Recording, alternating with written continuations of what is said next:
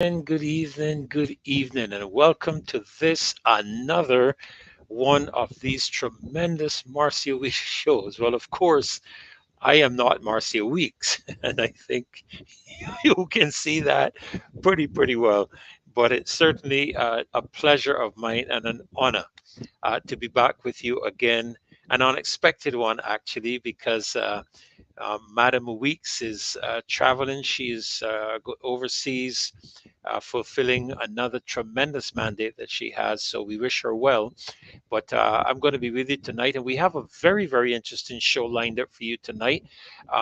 Tonight is the night the youth are going to be speaking, so I'm going to kind of fade into the background, so to speak. And as soon as Kimar joins us, that wonderful, talented, highly intellectual, excellent young man that he is, we will be getting him right into the heat of the fray, dealing with some of the matters tonight with the young people. Well, of course, I am young too. I guess I think I feel young at heart, and I may not be young in years, but I think I'm young at heart, and I'm certainly looking forward to listening to what the youth are going to be sharing tonight. And they're going to be with us in just a few minutes.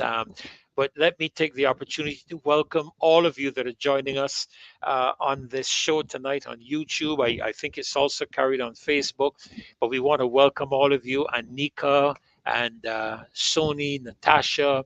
We want to welcome all of you that are joining us. And if you can let us know, if you're not in Barbados, if you can let us know what part of the world you're joining us from, will be wonderful. Tracy, good night to you too. Wonderful to have you with us.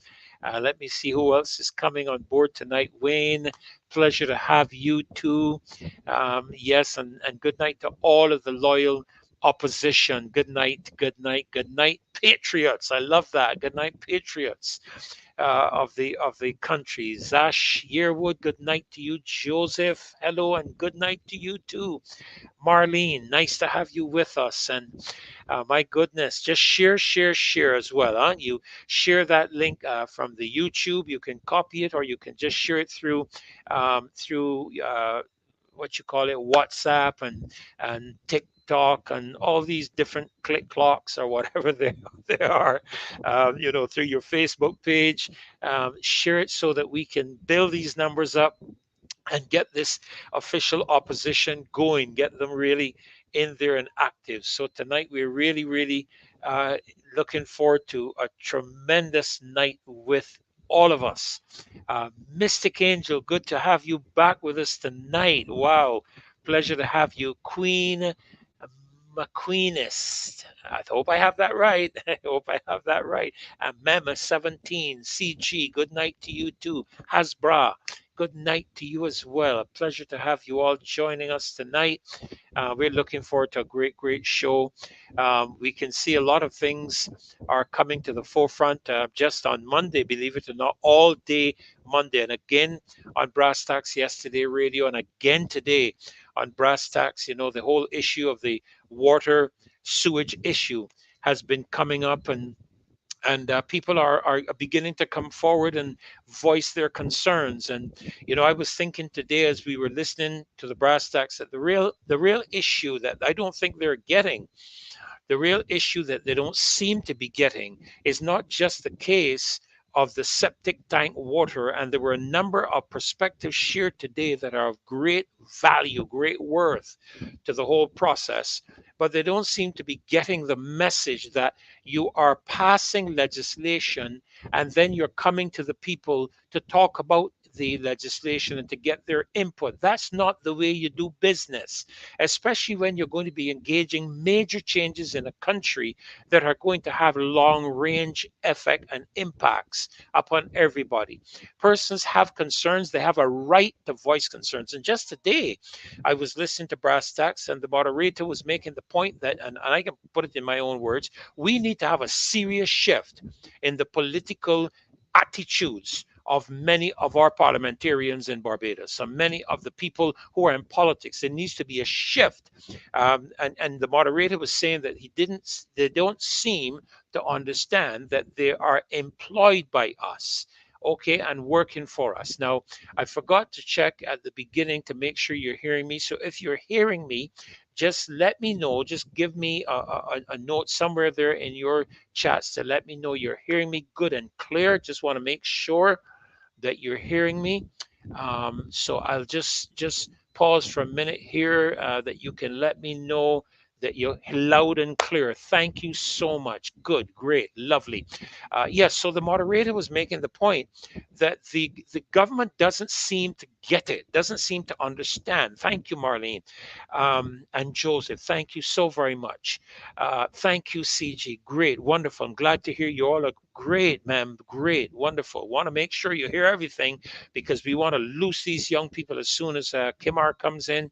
We have a couple of others joining with him, and we're going to be loosing them. So I'm going to just do some preamble and share a couple of announcements with you, excuse me, as well. But they didn't seem, the moderator was saying that they don't seem to understand that they're working for us and we are not working for them. It is our money in terms of taxes that pay their salaries. And last I checked, the people who pay your salaries are the people you generally work for. And so it appears that the government seems to think that once they get into office, that they become lords, and my dad used to say, they become Lord gods, over us, and don't seem to understand the oath that they took was to serve. And when you take that oath to serve, you have to take it seriously.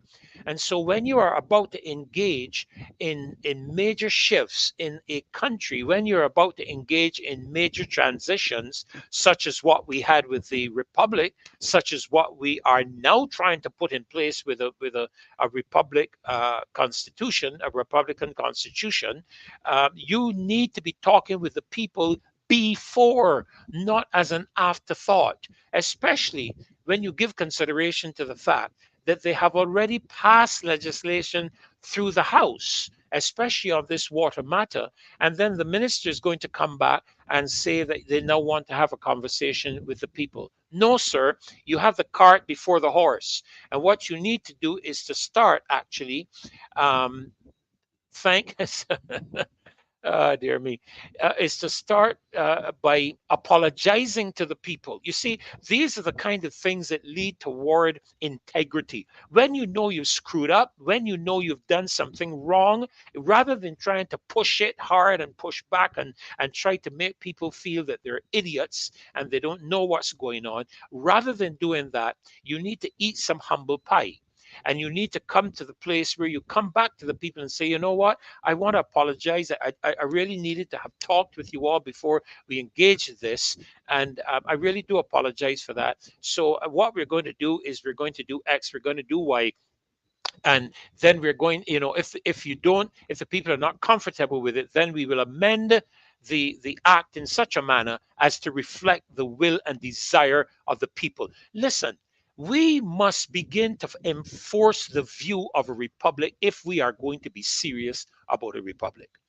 If a republic is going to be by the people, for the people, of the people, then it is incumbent upon those we have elected to office to allow that process to have its full impact, where the people are the ones putting forward the particular aspect that they want engage.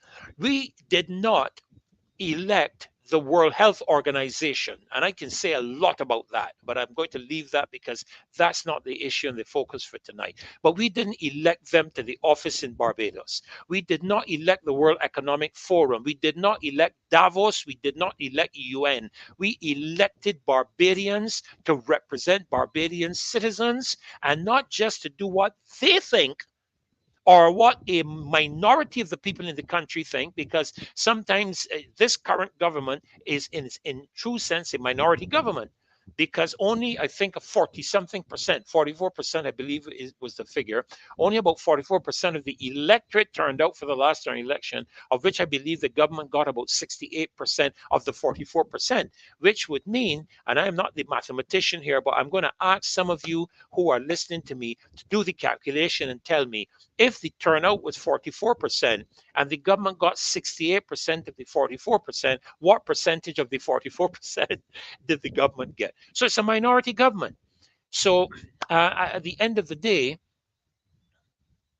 yeah, yeah, yeah, that's the attitude, unfortunately, Joseph. That's the attitude. And that's the attitude that is the people we will not tolerate, because we are hiring you. You're not hiring us. We may have given you 30 seats. We may have given you the opportunity to govern the country, but you took an oath when you went into the president's mansion and swore over the Bible, I think it was. You took an oath, and you must follow through on that oath.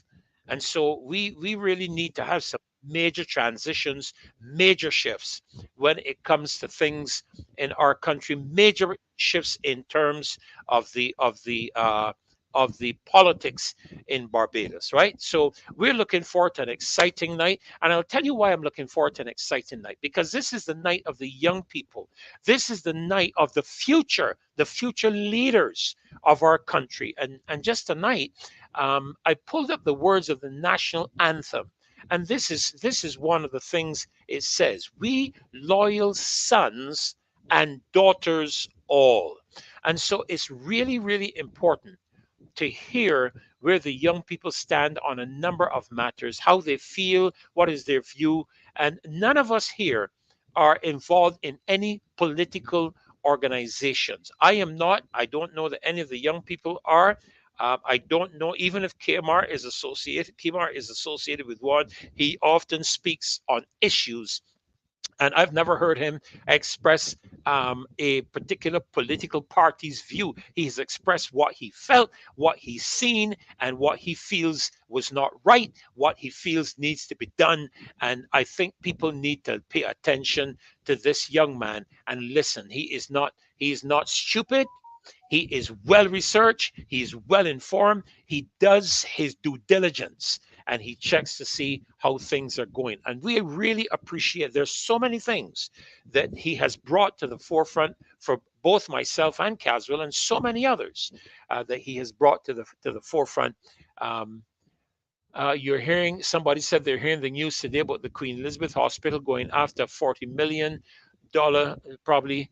Uh, yeah, that's why the Auditor General is fuming. I wish they would give the Auditor General some bite, that he could lock some people up, you know. So anyhow, look, I see Kimar in the back room, and we want to bring him on right away. And so we look forward to a great night together with him and his entire team. So, Kimar, welcome, welcome, welcome, sir. Such a pleasure to have you with us tonight. Oh my goodness. Welcome, welcome, welcome. Hey. Thanks for having me. Good night to everybody. Good night to you, Dr. Ferdinand. Yeah, Um, and good Happy night. again to be here.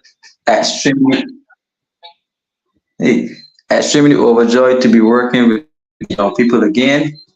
Yeah, I want to say good night to Marcia. Of course, she had her birthday. So happy belated birthday to Marcia. yes, We absolutely. can't forget her at all. At all, she's the reason why all of us are on the show. So That's we right. just want to express That's our right. gratitude to her. Absolutely. Yeah, to Dave. Dave is doing all the technical work behind. So without Right. that couple, they are the epitome of family values, Yes, right? yes, And so absolutely. that the traditional family still has power and they still have relevance. Amen. That's Re- right. re- That's right. re- So my appreciation.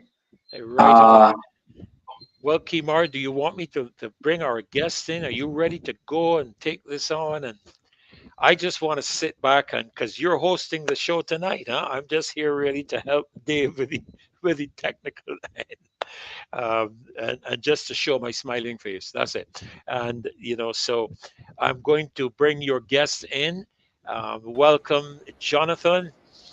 Welcome to the show. A joy to have you in with us tonight. What a pleasure to have you with us. Yeah, thank you for having me on tonight. I'm just honored to be here and to be discussing things that are so important for our young people to understand. So just thank you for having me on the show. Right on. A real pleasure to have you. I know Kimar is all ready and raring to go with you guys. And let me add Shakini, Sh- Shaquan, Shaquan. Shaquani. Let me make sure I get this Funny, right. funny. Shaquani, I don't want to lose my head here. I do not want to lose my You're head. okay. Shaquani, You're not gonna lose your head. It's okay. Shaquani, welcome. Welcome to the Thank you very Marcia much. Weeks show. What a pleasure to have you on tonight. And we're looking forward to you and Jonathan and Kimar sharing the night. Crystal, yes, we welcome you. Oh, there you are. There you are with a lovely smiling face. Great to have you with us. Lovely. And I saw somebody just now that was from Toronto. Yes, Wendell Greenwich. Wow. We're up to 197. And what's the time? Just a quarter past seven. And we're up to 198 and growing. So we're looking forward to an exciting time with you tonight. So, Kimar, I'm going to put the ball in your court. I have done my opening batting. I have worn out the new ball, and now it is up to you guys to start to build on that score that I've made, and let's bring the victory home tonight. All right. So, God bless you, Kimar, as you take charge now of the show with your young people. Have a great, great night. I'm going to be here and with the smile. Okay. So right over to you, Kumar. Dr. Ferdinand, but we still would value your input in here, because we're all young, you know. Thank you. Thank you. So, Wow, I feel so good about that. yeah, yeah.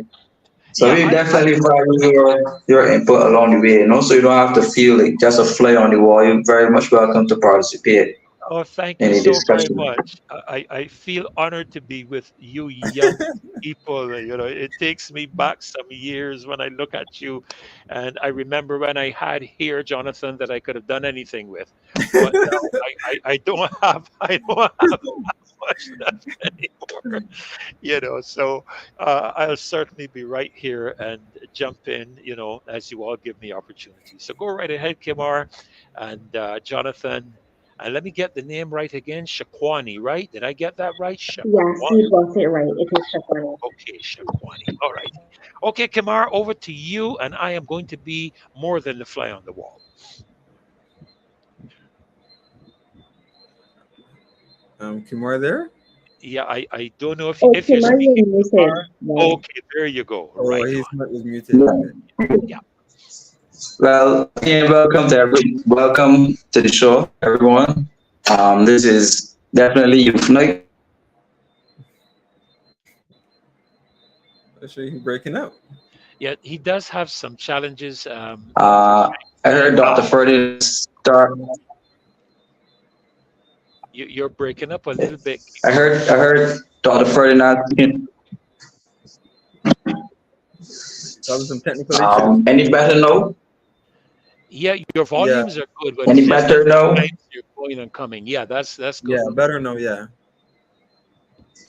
Yeah. Well, again, thanks for having me on the show. You started by saying something about political affiliation.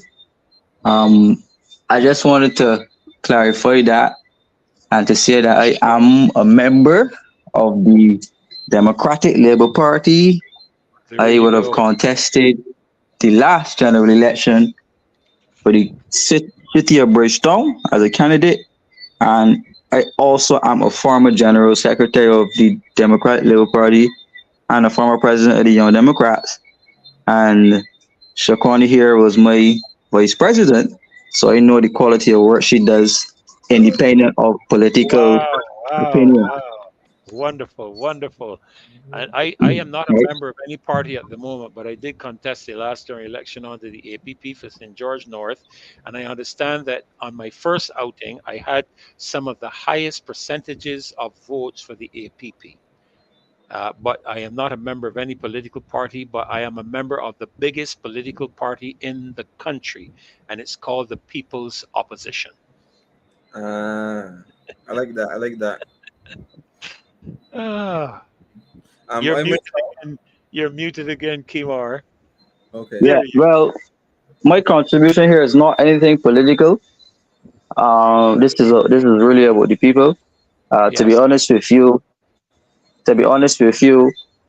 I am not criticizing the Democratic Labour Party, but if I'm being honest with you, I am not happy with the level of representation from all or anybody who call themselves an opposition party right now, as it relates to representing the people. So that's why I'm impressed with the show. That's why I'm impressed with the energy that the show is bringing. The Rose Parliament. We have people from all different persuasions, B's, D's, E, F, A, P, P, everything. You know, Yes. Yes. and Yes. because this is Barbados, we all have to live here. That's So right.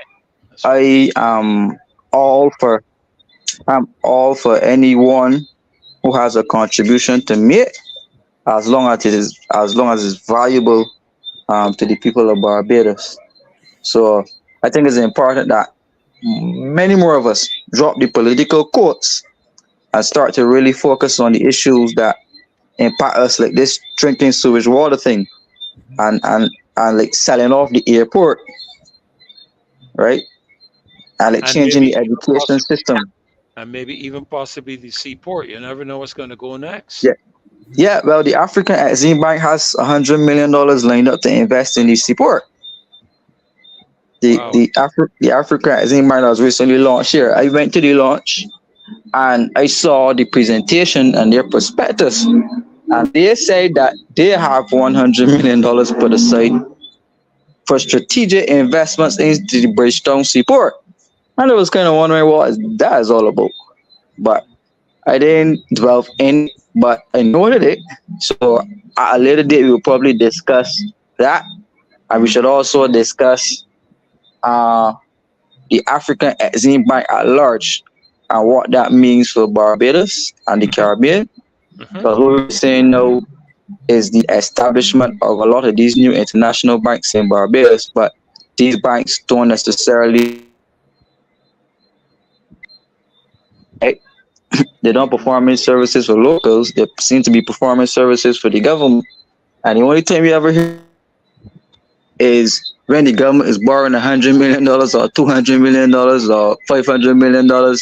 That's the only time you hear Hmm. about these banks, right? Much like the Chinese, we know the Chinese are here heavy, but we don't Oh hear yeah. much about the Chinese Oh unless the yes. government borrowing some type of money from them, Oh yes. Hmm. right? So this heavy level of borrowing, we are past $4 billion. The government has a Wow. debt bill already that is past $4 billion since 2018. All foreign. Well, it's 2 billion and some US, 4 billion plus Barbados dollars that they would have borrowed so far, and by the end of this financial year, that would have gone past $5 billion. People like to talk about the last government, but the last government borrowed 1 billion US in 10 years. But this government, as you can see, look at the disparity already. Right? A lot of the debt we had last time was local debt. We owe that to the NAS, we owe that to the central bank, we owe that in treasury bills. And the government just came in and wrote off all of it. Close to Wow. $4 billion in debt. They just swipe off the books. Right? Wow. The same write off that put the NAS in peril, which means that persons like Jonathan and Shaquani and Don, we're not looking at any government pension as young people. Right? Mm. Then we got to work the 72. Then the bus fares keep going up. Then the gas prices keep going up. Then the cost of education keep going up. So realistically, there's not much of a future for people like us. We have to look to migrate to greener pastures, places like Guyana, who's going to have a very solid economic boom, and other countries that is now picking up on their newfound wealth. Barbados is basically on its way to the doldrums. And this again, people might keep say I keep talking about it, but if the in 5 years time, if the population is hooked on this sewage water, we can see death rates claiming in this country. So how many of us will be left after 20 years? Well, you mentioned the Afri Bank. I Right? call it the But Afri Bank. I may have the reference a little incorrect, but I thought I saw recently, and of course, the Prime Minister of Antigua has just lost a seat to the opposition in Antigua in an election that occurred today. Um, I remember seeing something. I think it was Antigua who declined to borrow monies from the AfriBank because the interest rate was somewhere up in 14%.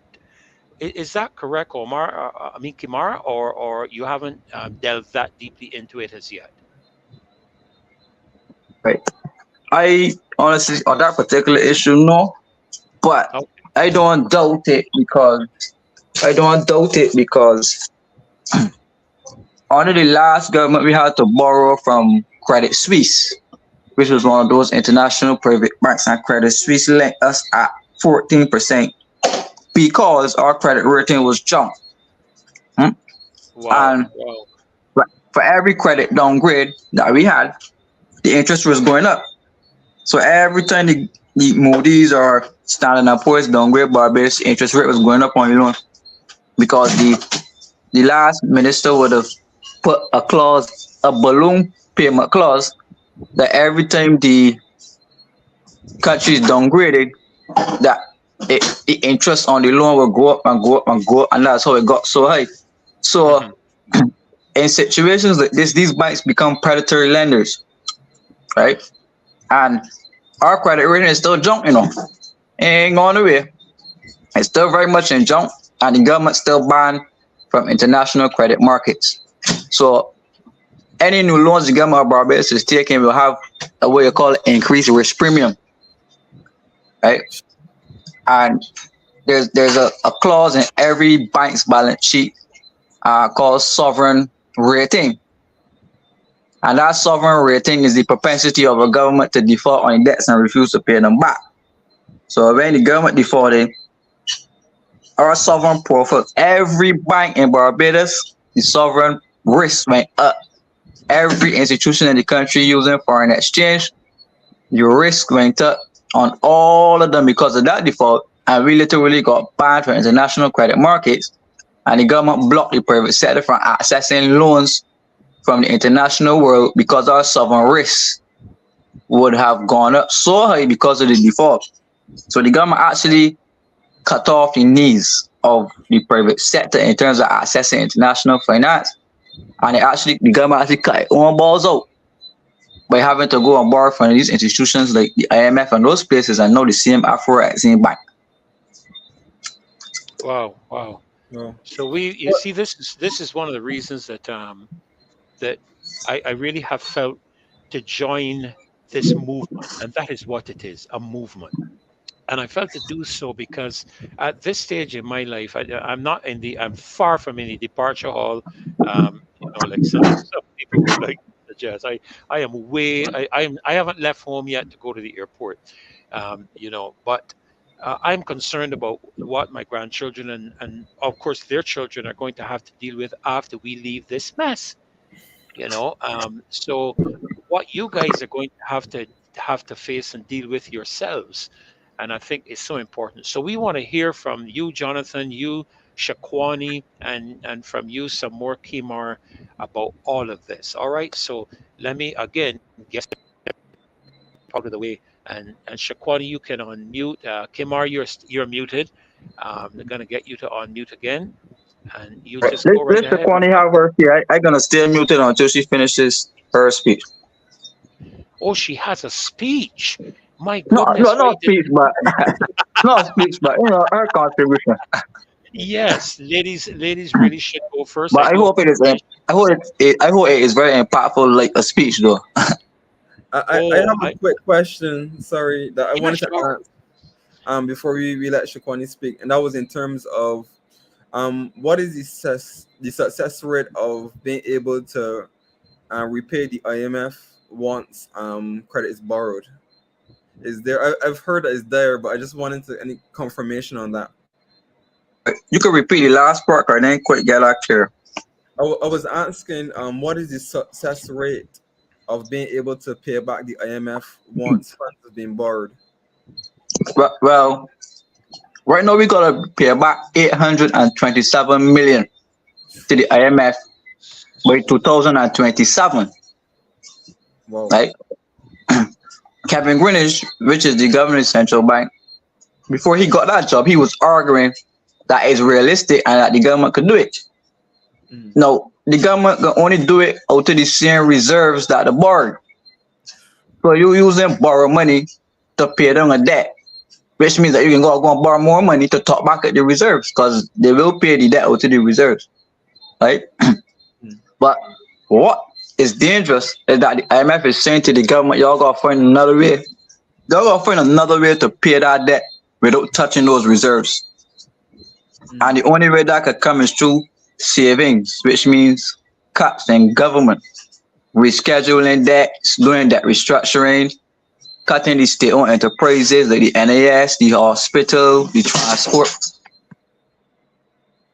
So basically things that will downgrade, or they're gonna have to downgrade our society in terms of care or government funding that would have usually been subsidized for Bajan services or for public services in order to repay this debt. Because it sounded to me then we're gonna have a downgrade in these things in order to pay it back. Yeah. The government has to cut what you call transfers to state-owned enterprises, which means just like the subvention or the allocation that the government will give every state-owned enterprise a budget to run, all of those budgets have to be cut. Every ministry has to be cut in terms of the financial allocation from government to the SOE. So the Ministry of Education, they have to go through some cuts. That's what the government is trying to reform the system to cut it. The health system, cuts to the hospital, cuts to the polyclinics, cuts to the staff. So we're trying to find in Ministry of Transport and Works. They got to size that. So they got to size down all of these ministries to fit the amount of money that the government makes because they don't have the ability anymore through the IMF program to overspend or basically run large deficits and then go on the markets and borrow the rest. That's becoming a thing of the past. So the IMF is focusing the government on trying to balance their budget to ensure that they bring their revenues in line with the expenses and stop spending way more than the government makes, borrowing the rest and putting the country in debt. So well, just let me jump in here very quickly, Kimar, because I want to welcome Caswell Franklin to the platform. I'm going to bring everybody in because this is an intriguing night with all of you young people, and I know myself and Caswell love being in the midst of the youth because we're youth, right, Caswell?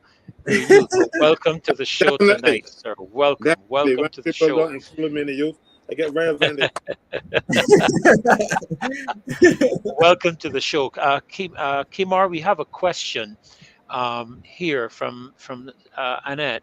She asked if you can tell us in one given year approximately how much money in loan payments we would be looking for. The government's last interest bill was around 867 million a year. And that was last year. This year it is set to increase to $1 billion. So we have to look for $1 billion in interest to pay out in debt by the end of this year. And then by the following year, we have to look for another $1 billion to pay out in interest. So we have to be paying out $1 billion in interest every year for about 20 more years. Wow. 1 billion Barbados dollars or US dollars? Barbados.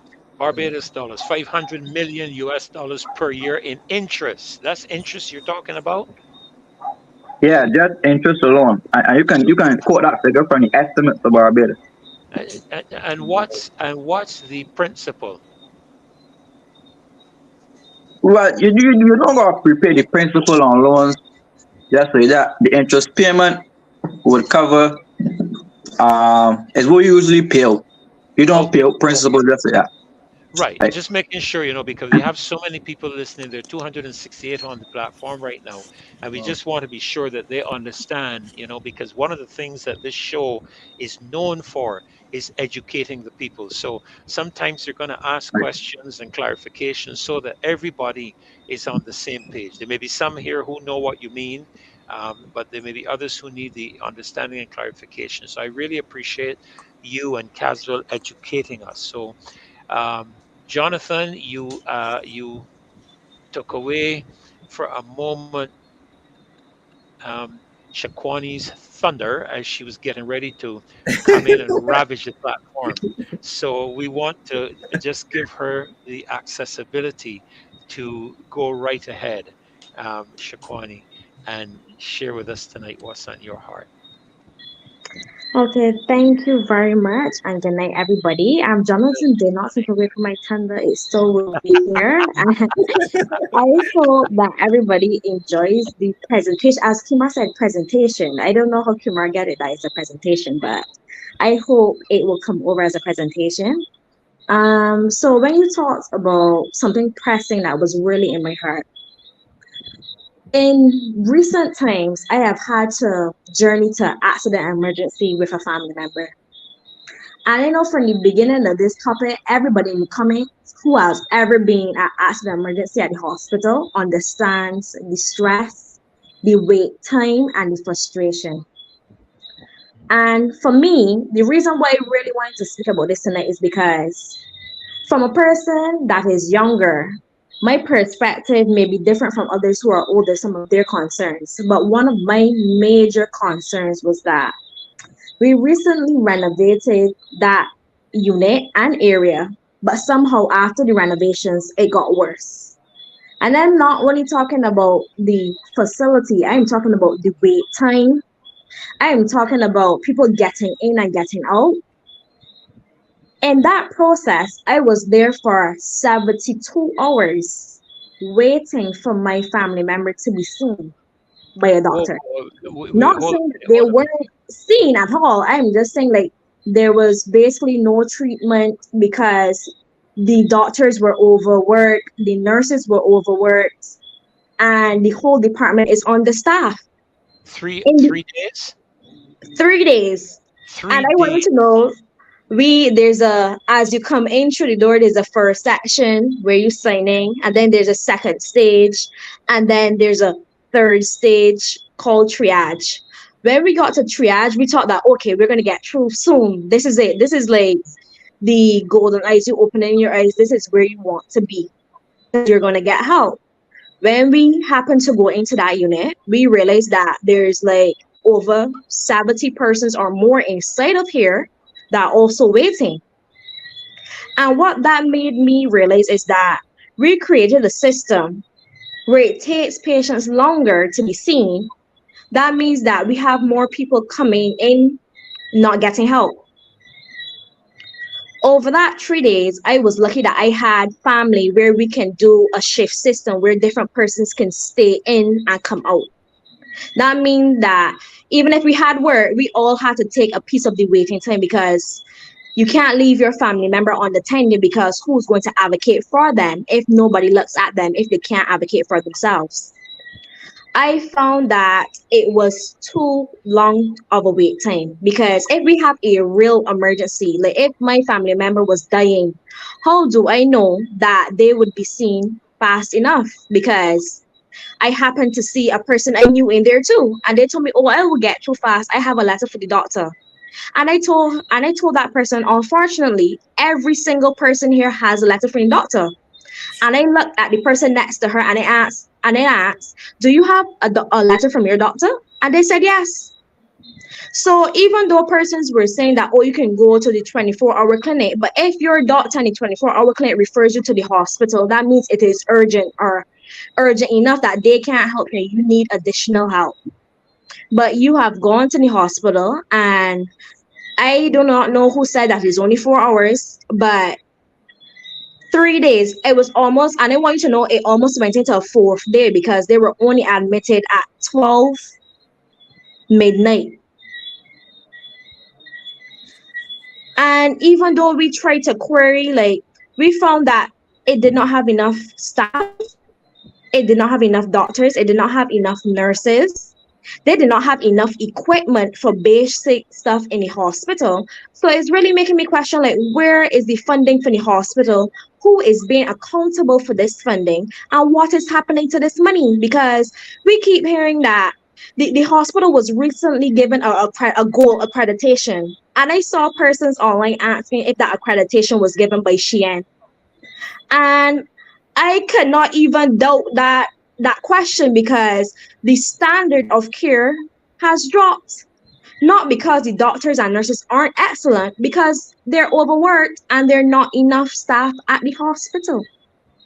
There's no reason why that amount of patients, and there should only be, by my high count, is only 10 doctors, and they had 100 patients in that section, 50 patients on the outside, and then an additional 20 patients on the other sector. And that is only over those 3 days.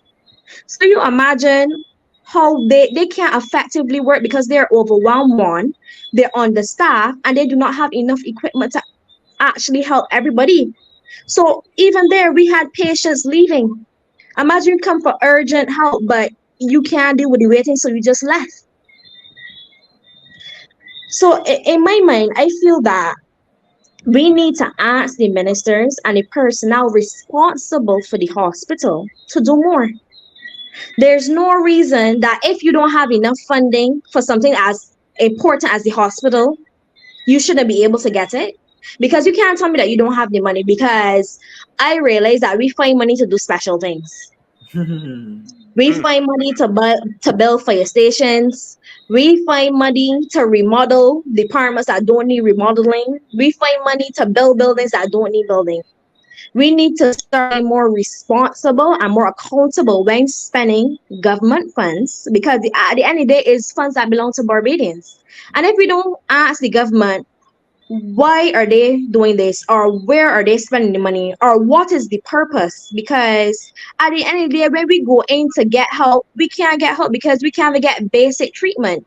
And I'm not asking for a gold treatment when I go through accident emergency. I'm just asking for a basic standard of care. And if we can't offer basic standard of care, we're opening another can of worms, because we're going into projects where we are asking Barbadians to risk their health more.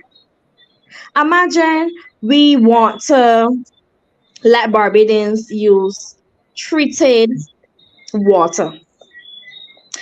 I happened to listen to Brass Stats today, and one of the talking points on Brass Stats was this issue.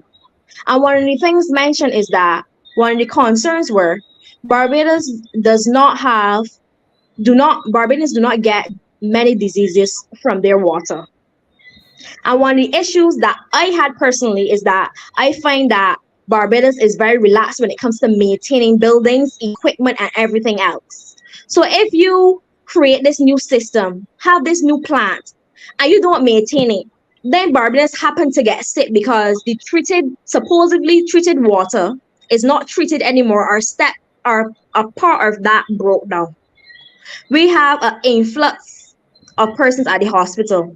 We open up Barbadians to possibly getting more sickness, more, I don't know, maybe Ebolas, because we would never have had these conditions or be in these conditions before. So when I think about that issue, my main issue is that when you look back at accident and emergency and the state is in currently, it can't handle the basic, the everyday. Can you imagine an outbreak that would occur if a person was sick from untreated water? Not saying that is the outcome, but if that is a possibility, that means we have to have a plan for it. We're not even handling our everyday personnel, or everyday persons that are sick.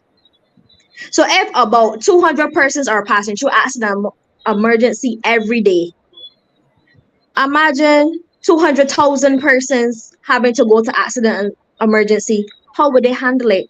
Where would those people go? who will assess those patients. We really need to spend more money at the hospital retrofitting it to make sure that people can get a standard level of care before we implement new programs and new projects that could potentially harm persons. Because I realize that sometimes the government jumps feet in first to projects without doing due diligence. And doing due diligence is important when you have so many persons care in your hands. Because being reckless could cause lives of many. And how do persons get help, or how do people get compensated if they're ill? We have some cases in the court currently that are 8 years long waiting, and sometimes you don't even Wow. get payouts. Wow. So for me, I felt like that unit was retrofitted, but it got worse because before I used to wait about maybe like 20 to 18 hours there to get help. Now I'm waiting 72 hours. I actually submitted a complaint on October 19th on the complaint system. And I want you to know, today is the 25th. I got no response. Because that was how horrible my experience was, that I felt that I needed to express that something needs to be done with that department. I didn't even get an automated message saying that somebody will reach out to me as soon as possible. And in that case, for me, it was an emergency. Yes, they did have a system where you can get a patient advocate. But what I found with the patient advocate was that they were not equipped to handle the situations because they were not even educated in their own posts. And to me, I think it is a good step in the direction to have patient advocates, but I think we need to train our personnel against jumping into projects without doing our due diligence. I think I'm going to rest it there for a little bit and get the others' opinion, let them jump in and see what they have to add, if they have any questions. I just wanted to add, after hearing that I would think that after something like the pandemic that we just had, that we would take our healthcare more seriously, because the thing our situation here in Barbados compared to how it was in America, if we had an outbreak to that scale here, we would not have been able to handle it. I think they even came up publicly and told the public, if the expected numbers were to come here, that the hospitals would be overrun. I mean, I think that should have really caused them to think about how are we gonna look out for our nation in the future? How are we gonna plan for stuff like this in the future? So to hear now that things are even worse than it was before the pandemic is I don't even know what to say to that. Well, here's to add insult to injury, Jonathan, because I'm receiving messages into as we speak. Someone is outraged to hear that the government is going after $40 million owed to the QEH since its inception back in whenever it was incepted, 1968. But they can forgive $1.69 billion in taxes, national insurance, and write off $1.3 billion that they owe the national insurance. But they're going after 40 million. 40 million. Now, I'm not Don't saying forget, that. they Go put out ahead. Go ahead. Go a ahead. message they put out on QH put out a message today on their page saying that they're offering patients 25% discount if they come and pay their bill owed to the QH by the end of the month. Is So if that you pay right? before the end of the month, you get a 25% discount. But if you're asking persons to pay money that they're owed to the government from the inception, that means that you're so pressed for money. And I keep asking, how can you write off money from the NES that was not yours? It is like you basically stole money from me and then told me I can't get back my money anymore. Yeah, which is pretty well. I mean, we do have a couple of buildings or something like that that the national insurance is supposed to own, which we can't sell. Because if you look at the market value of it today, it probably won't come near anywhere to to what it costs to construct it anyhow. But here's some of the other things that are coming out. Not only that matter with the Queen Elizabeth Hospital, which listening to you, because one of the things that you mentioned, Shakwani, was the upkeep and the maintenance. This is a crisis in government. I mean, have you driven up? Have you all driven up Pine Road? Not Pine Road. That road that comes up by the Ministry of Transport and Works, really old Waterworks Department used to be, going to CBC. Have you driven up and looked on your left at the condition of the buildings, including the old Waterworks Department building? All right, You mean all the old waterworks building that they still use, even though they have a new building? no, they can't be still using that because the place was condemned. Well, Please tell me I can I'm stand to be wrong. corrected, but the last time I passed there, I'm more sure I saw persons in that building. But here's listen. I have been. You all know that there's a government building built up just outside of the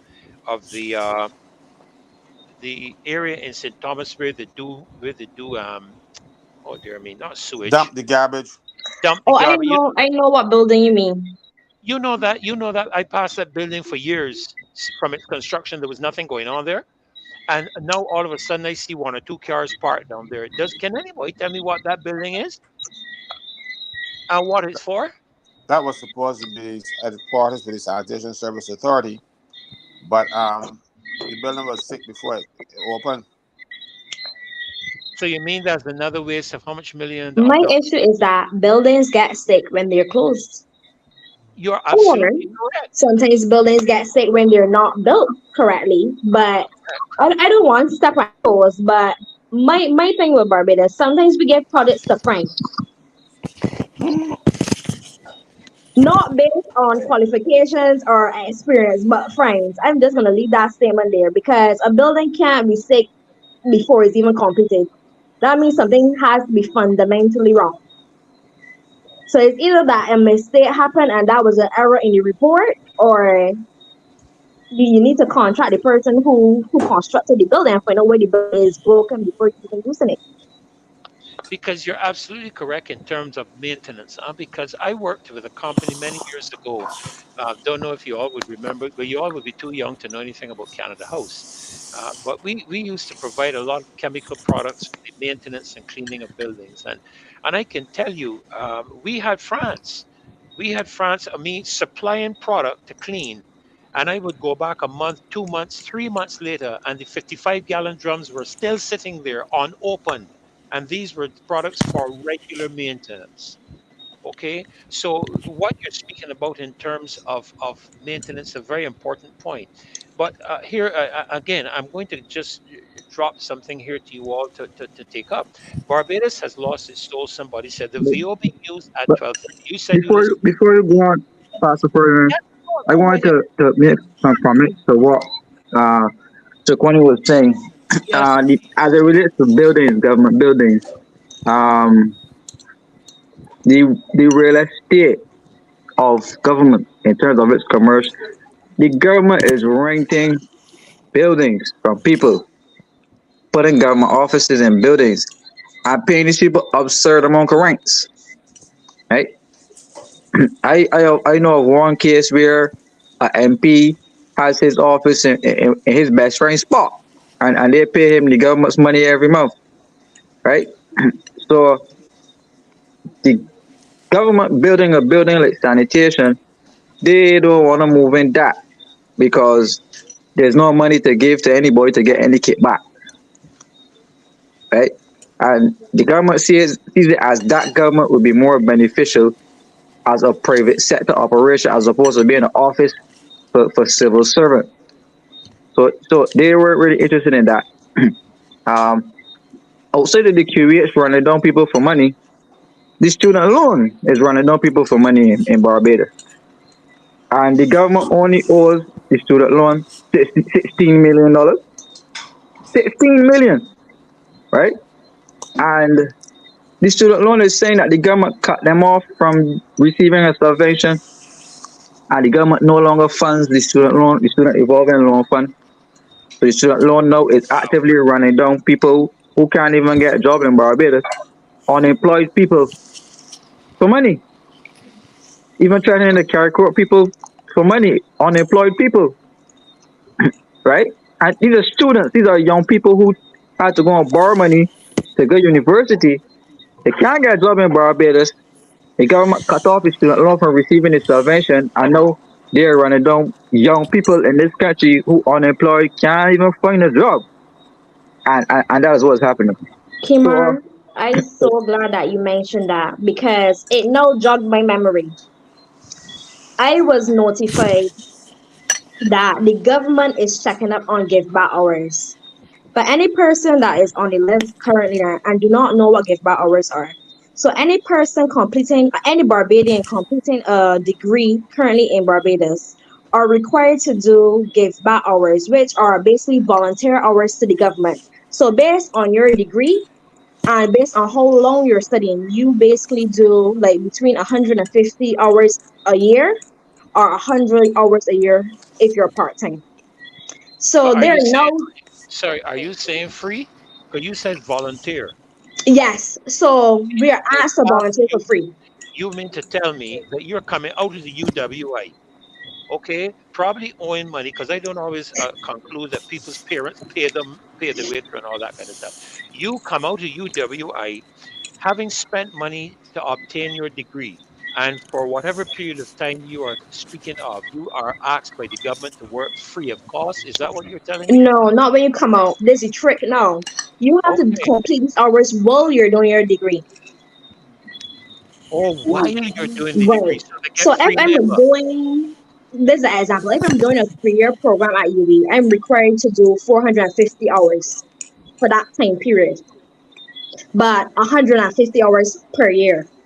So at the end of the year, they're now so this they really started this again during COVID, but a little bit before COVID. But they're now checking up to see if students have completed those hours. Because I was sent a notification asking, well, not only me, my whole department was sent a notification telling us that the government is checking up to see if students completed their hours, and if they have not completed hours for that particular semester or year, they will be sending them bills to their houses. And it was like, I don't understand. So if students didn't complete hours for that year or for that semester, they're expected to get a bill. free labor for these people to the young people they are putting us to go in these organizations to work for free, all of these hours unpaid, and they put a lot of the work on the young people to do it because people when you go into the system, even on internship, and they don't really provide much internship for you, you gotta seek them out. And when you go in, they don't want to pay you, but they want you to do all of the work like a paid employee, work 8 hours, get work early, do everything for free. I mean, sometimes they will give you a stipend, but it depends. And stipends are small and they're optional. It's not a requirement that they give you a stipend because you have to be working technically for free so the hours can count. But my issue was that I was notified at the beginning of this semester when school had already started. That means that they're now checking back for the previous semester to see if we did ours or if we did ours so that if we didn't, they could send us bills. And I was like, well, that is so short notice because persons were now about to graduate.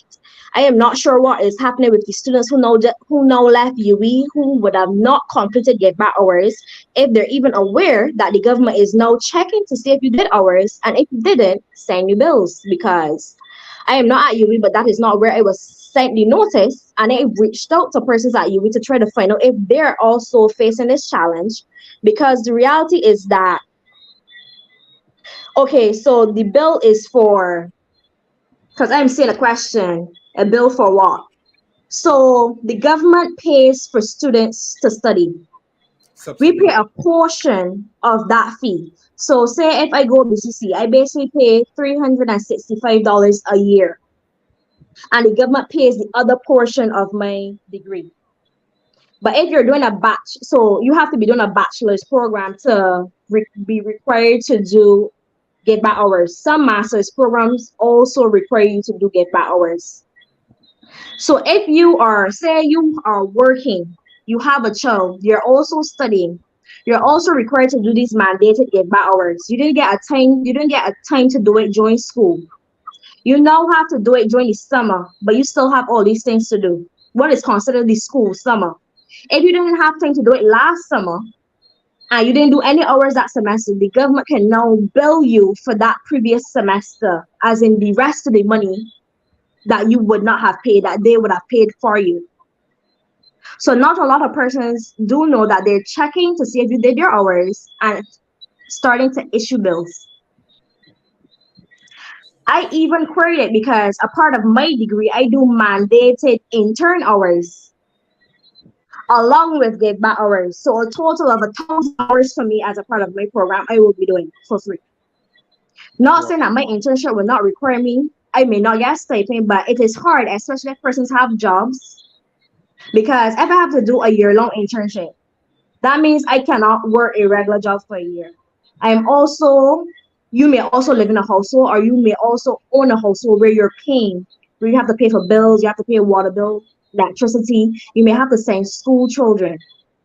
Then you also still have to do classes on top of this. So for me, it is a lot. I will say give back hours is a plus in some sense because it allows students to get work experience, but sometimes it is a hassle and it's hard because we have to get the hours any place that is providing it, but sometimes it's not even the area that you're studying, so we're still at a loss where we can't really use these hours on our CV to apply for a job. So then we are still considered as not qualified, or we do not have enough work experience. So there's a lot of things that are happening that a lot of Barbadians don't even know about. Because if Kimar did not even remind me about, if Kimar did not speak about the student loan issue, it would not have jogged my memory to mention this issue about give back hours because it is so important. Most persons at the University of the West Indies are required to do give back hours once you're Barbadian and the government is paying for your studies. If you're at the Barbados Community College and you're doing a bachelor's degree, you have to do give back hours. If you're doing, I think it is nursing, and if you're studying to be a medical doctor, you're not required to do the hours because in your program it is mandated that you do internship hours. But the reality is that a lot of things are happening behind the scenes that people do not know about. And just like Kimar said, they're running you down to ask you for money. If I get a bill tomorrow, come to my house and tell me that I got paid by Friday, I don't know that I'll be able to raise that money by Friday or not be given the option to continue. So my thing is that we need more transparency because I can guarantee that I didn't see any notice in the paper. I didn't see any press conference talking about this. So that means that they did not let the public know, one, that they're now checking up on the hours and what was the outcome if you didn't do any hours. So we will now have a lot of parents who are now shocked to think about you. I need to go and ask my child, wait, did you get a notice about this? Because if they didn't get a notice, they might not know. And parents don't have, as my grandmother would say, money trees in the backyard. So they can't just go and pick some tree leaves and consider that they can pay this money. I don't know if the money will be going to the school or if it will be going to the government. But the reality is that we need more notice, we need more clarity, and they need to come out and address this issue because as a Barbadian and a student, I need to know what is going on because I deserve to know what is going on. You know, what you're speaking about here is transparency and accountability, full stop, period. Let me give you an example. Just came hot off the press. Okay. The Barbados Agricultural Manufacturers Corporation, that's the BAMC, is that what it is? Uh, it's now official government Barbados Agricultural Management Company. company. It is now Management. official. It is now official. You ready for this one, Caswell? It's now official. I think I'm I sent aware. it to you and No, Kimar. I'm aware. It's now I've been official speaking that to they're, staff about it. yeah, the government is divesting of the Barbados Agricultural Management Company and severing all of its staff. I mean, you know, I don't understand. I don't understand how people can be so callous and so uncaring. No, that's definitely not mine. Um, because again, I look back at a comment which someone raised there on VOB, the VOB news at 12:30. Did you all see that comment? Where the prime minister, in responding to, and you were talking about this earlier, Shakwani, malfunctioning of equipment. You were talking at the hospital, but they were talking at the transport and works. The Prime Minister's response is that she provided $10 million for the equipment. Her here getting gracious. She doesn't want to know how and why the equipment in the workshop was broken for a prolonged period of time. That's the report I received from the VOB News. Without investigating the sources of the inefficiency in the workshop, the Prime Minister suggested that the workshop function of the Ministry of Public Works and Transport and other government departments should be outsourced to the United Commercial Auto Workers Limited and the equipment leased from them on a needs basis. It's just a sense of insensitivity, callousness. This is what we're dealing with. I think that one is a reckless comment, because how could you even make a comment like that? My issue with how governments operate sometimes is that sometimes they bring in equipment from God knows where. I don't want to call a country to put a country on the spot. But for example, let me put a country on the spot, because shoot. I was working at Barbados at the Autodome. What was again? BS&T Motors. I was working at BS&T Motors when the government of Barbados imported a whole series of BMW motorcycles. We told them not to do it because there is a specialized service perspective for the BMW motorcycles. You know, they went ahead and did it because there was somebody working with them who receives a payment for it. Okay, I tell you a fact. Now, if I ask the fellas, and in these marches, the guys on the Suzukis and whatnot, I am asking the fellas, will become of the BMW bikes? You know where they are? Somewhere up in the police department, thrown down in the garbage up there. You know the price of one of them bikes? Probably a lot of money. They went ahead because there were certain people involved. Right? Pastor Ferdinand, I want to make a comment here. Sure. The BAMC, when the private sector ran into trouble with those factories and things that they're about to sell off now, the government at the time, I think that was David Thompson, he would have put the assets from those fellas under the management of the BAMC, right? But those factories and stuff had a debt on them. So the arrangement at the time saw the government basically absorbing the debt left over from the institution, which would have saw government having to pay out those persons in that industry significant sums of money when they took over that, and they placed those assets under the BAMC. The co-op, which is the energy co-op, the thing, when they made the offer to government to buy out the industry, this is exactly what they were speaking about. These are the assets that the credit union co-op is looking to buy. So part of the arrangement obviously would involve a downsizing of the operation, cutting off the staff, closing down some of the departments or whatever, because those assets are the assets that are involved in the sugar industry.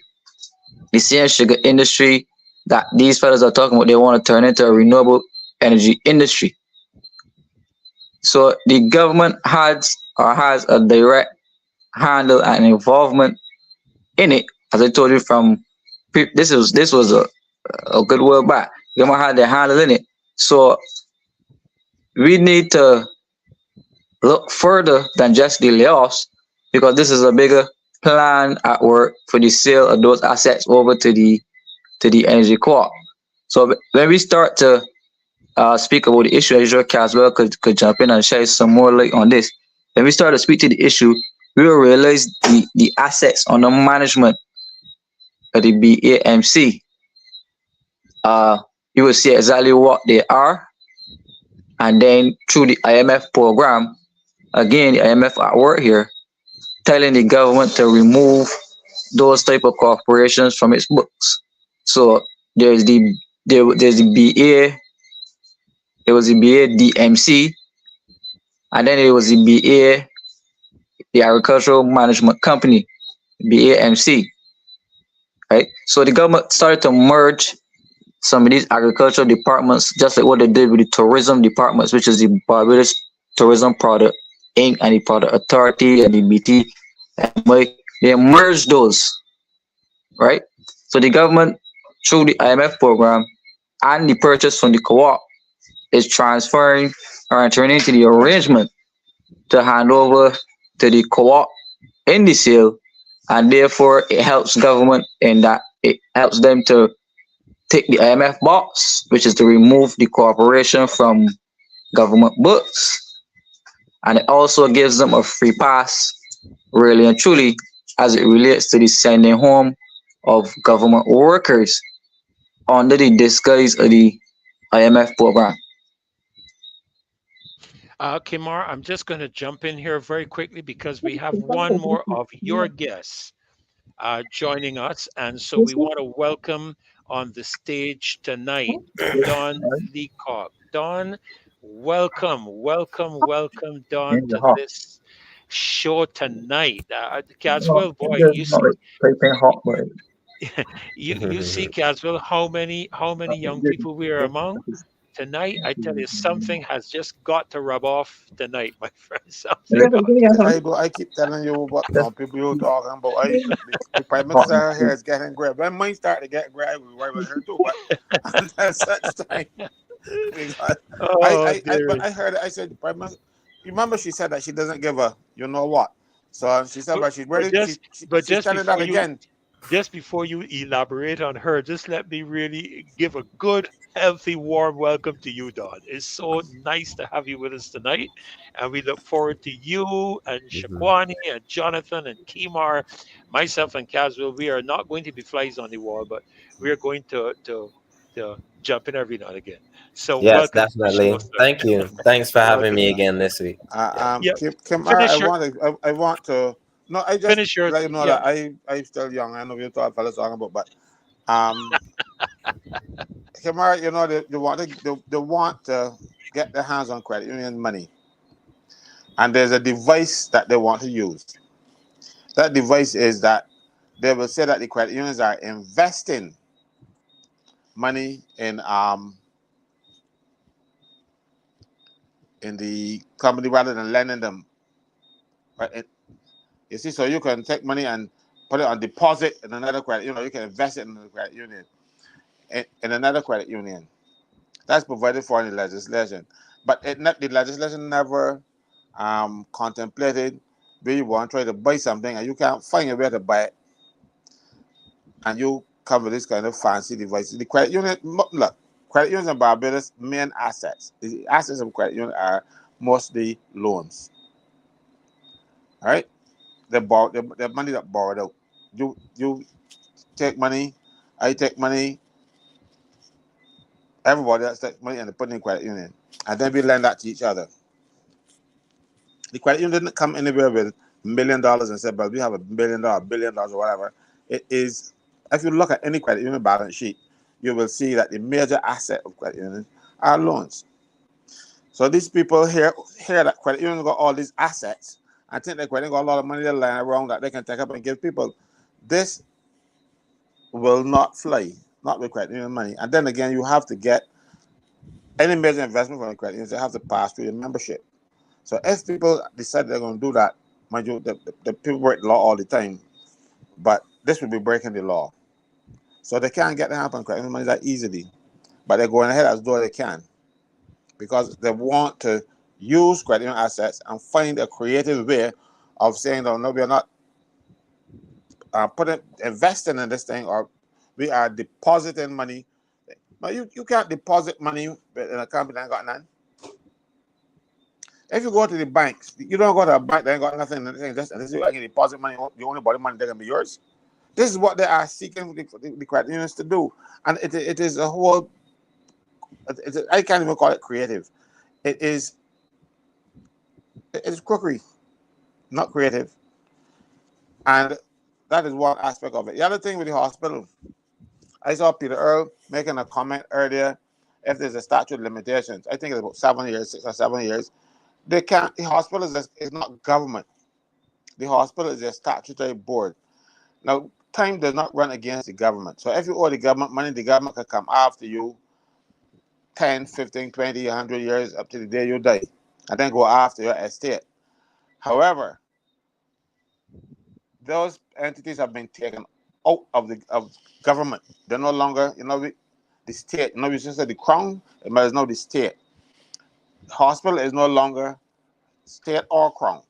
It is a statutory board, which is basically a company owned by government. It is a corporation, statutory corporation. It is a corporation set up by statute. That is all it is.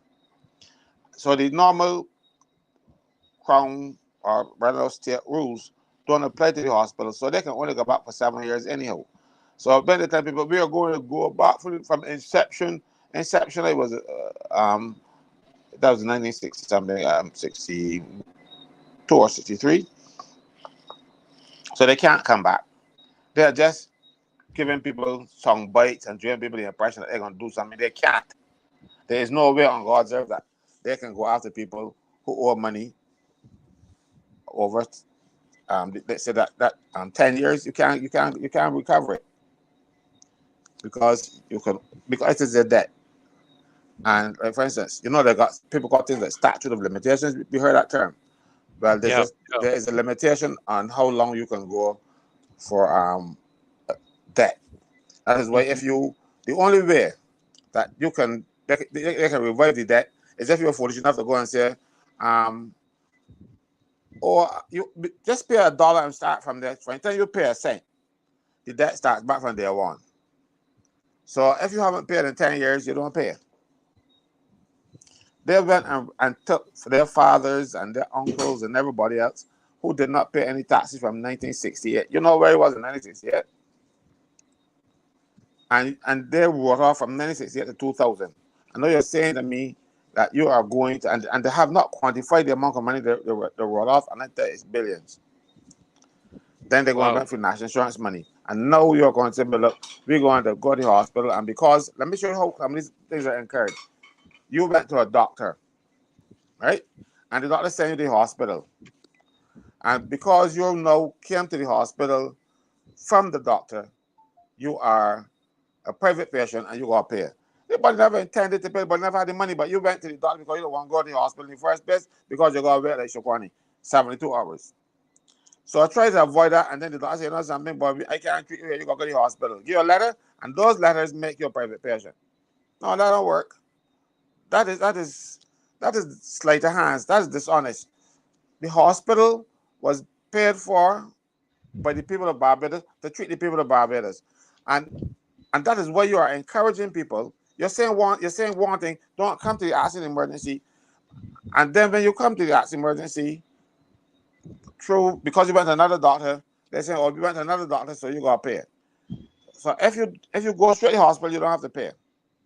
If you go and stand in the accident emergency and wait your turn, you don't have to pay. The other people have to pay, who get letters from doctors who are no longer private patients. That's dishonest. Right? Well, there are a few questions. There are a few questions coming. Yeah, I was saying that we got a lot of questions coming in, and you got a lot of persons were on. Yeah. So let me see if I can pull a couple of these. Of course, there was one here about some property being cleared up at Lowlands. I'm just going to put that there because I'm trying to go down through the comment pages. Can anyone tell us what's going on at the site that has been cleared this week at Lowlands and Coverley? Anybody can shed any light on that? I have no idea. I'm not familiar with it. Not familiar with it. Just let me go down here. This is another one. Why wouldn't they collect the money from the government scholars and exhibitioners when they don't complete their bond service? Well, what I can say about that is that I know a person who came back to Barbados after they received their scholarship, after completing their studies overseas, tried for over a year to get a job and was turned down because it was seen that she was of another party. So they did not give her a job because she happened to get her scholarship when that party was in. You are quite right, Shokwani. I've So seen even it done. though she was willing, there was no opportunity. You are quite right. I have a friend. As a matter of fact, he lives in the States now, and I saw him this evening, only this evening, for the first time in years. He was back in Bible for a little while. He had a similar problem. He went to the university. He was put on bond and come back here, and he said he's trying looking for a job, can't find one. He was married to a Jamaican, so he left and went back to Jamaica and got work down there, but he could not get work in Barbados. But So here's another. Sorry, go ahead. You know, but this is the problem. You see, people hear these things and think people are just wicked and dishonest, and it is not that. It is that the government said you have to come and work for us for 3 years or 4 years, as the case may be. And then you come and tell the government, okay, I'm here ready, willing, and able to work. They say no. What are you going to do? Eat grass? I mean, it might throw a trick question at you and tell you don't have enough work experience, because even though we are required to give back to society. That is definitely something that they will say to young people when they apply for those jobs. Unfortunately, you do not have 2 to 3 or 5 years of work experience, so we cannot give you the job, even though you're qualified in the area. And to me, I always say, if nobody ever gave us the opportunity, how would we ever require the experience in the field? It's impossible. Absolutely. It's a possible situation. Yeah. This question, QEH is being ridiculous, saying they will be asking people who owe them money since its inception. Is there not a statute of limitation on debt owed to the QEH? Well, Caswell had answered that one already, I think. Did you answer that? Okay. Let me pull down somebody else. So no crop over next year. My budget is tight. I ain't know about that. Yes, somebody actually asked you about that, but I'll pass that. Question we have here coming. Who owns, let me see, who owns UCAL? UCAL. I think I can answer that for you because Yes. this happened before most of you were born. UCAL was the mechanics at the transport board. You had a system where those guys would sit down by a shop right outside, drink, play dominoes all day, and then go back inside on evenings and work overtime and get enough money. Rather than deal with that problem, the government decided they're going to let them have the workshop. So they form a cooperative. Because UCAL is a cooperative now owned by the people who work there. The problem is that they never had good management, and the General Secretary of the Barbados Workers Union somehow got an amendment to the rules so that he can also become a member, and then he became the chairman for the almost from inception up to just a couple of years ago. And UCAL turned around and they were charging more the transport board than the transport board of pay had they kept the jobs themselves. So it wasn't working out. It isn't working out. But the this is a failed project that the Barbados Party under Oinatha came up with, and they don't want to let it die. So now they want, and the thing is, they give the transport board repair work to UCAL without any bids, because when you have that level of expenditure, there should be a contract for it. No, they're just taking and giving it to UCAL. UCAL is a cooperative like that, and it is not a company; it is a cooperative. But just like any other company, if you want to have contracts with government, you should bid. Now, the Prime Minister now is going to compound that error, breach the rules again, and now give them more work when they didn't bid for it, and they didn't give anybody else who has a garage the opportunity to bid for that work. Okay, so that answers our question there on UCAL. Shakwani, we have one coming at you. I don't know if you answered this one before. But the question here, are you saying the student is being asked? I think you answered that. Is that right? Yes, I did, but I can say it again. Yes, students are being asked to pay for degrees if they do not complete their 5 hours. Right. Okay. Okay. Just running through, like how they do on brass tacks, they take some of the WhatsApp That's okay. messages and then they come back and they Did, come did, did, back. the, did the students sign anything, Shaquani, to say that they're going to do these hours? They had their contract with the government. Anybody else? Well, me being a student, I have not signed anything. Just in case my signature is out there, I was given notice that I must sign up to the Give Back Our website, and that was it. What I can say for any persons watching it live that has a business or an NGO and they want to register as a organization that can issue give back hours, you can. There's no cost, and it usually takes about 24 hours because a lot of students do not have entities to do give back hours at. So basically, you can get free labor from students. That is really what it is. That is called slavery. In this day and time, they call it give back hours, unfortunately. No, it's called Well, slavery, actually, though. somebody somebody agrees. Somebody on the chat agrees with you as well. Slavery all Yeah, over again. I got a big problem with the give out hours too, because I know a lot of these students, they're working. A lot of these students that go to UE full time, working at least part time as well.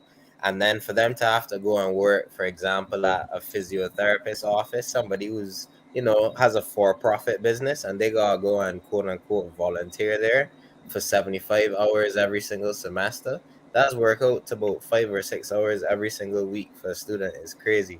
I don't understand. If the object of it was that you could only do give back hours at, let's say, non-profits or charities, that'd be understandable. But a lot of for-profit businesses are being allowed into the give back hours program. So why are students being slaved out to for-profit businesses? It really doesn't make any sense. And it's K. McConney and the Ministry of Education that can decide whether you get into the give back program or not. And that's a big problem for me. Probably you soon hear that you have to have your Trident ID card and have it pinned in order to and yeah, I'm just being wicked. Here's another one, because as young people, there must be things going through your mind in terms of some of the solutions for the problems that we have. Kimar, you were talking about a massive in debt crisis that the country possesses. And the question here is, Barbados do not, I think that would mean Barbadians do not have a lot of money. What systems do we need to put in place? What are some of the ideas, suggestions that you, as young people, looking at it obviously from a completely different perspective than some of the older ones, what do you think are some of the things that we can put in place right now? Kimar, Wait, what do is you our mean to save money for ourselves personally or to help Barbados save money so Barbadians can get a tax break, basically? I would imagine, Shaquani, that it may be the latter one in terms of how can Barbadians get about saving within the context of the indebted crisis we have and the cost of living and all the rest of it, because it's a whole gambit of things I realize that are together. Obviously, we have to address the in debt situation of Barbados, and the only way I learned this is a little saying I once heard Reverend Dr. Holmes Williams say: when your outgo exceeds your income, your upkeep becomes your downfall. So right now, Barbados doesn't have income. And I'm trying to find, we're borrowing money. And I heard somebody speak about, I think it was you, Kamar, spoke about using some of the borrowed money to pay the borrowed money.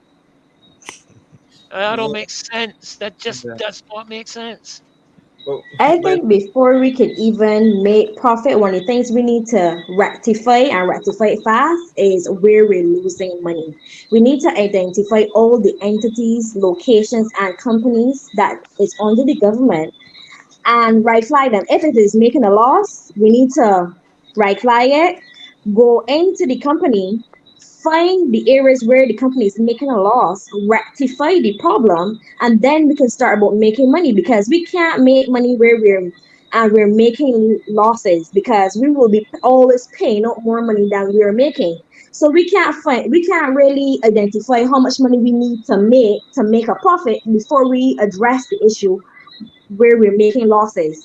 So we need to fix the problems we have. So if this is just an example.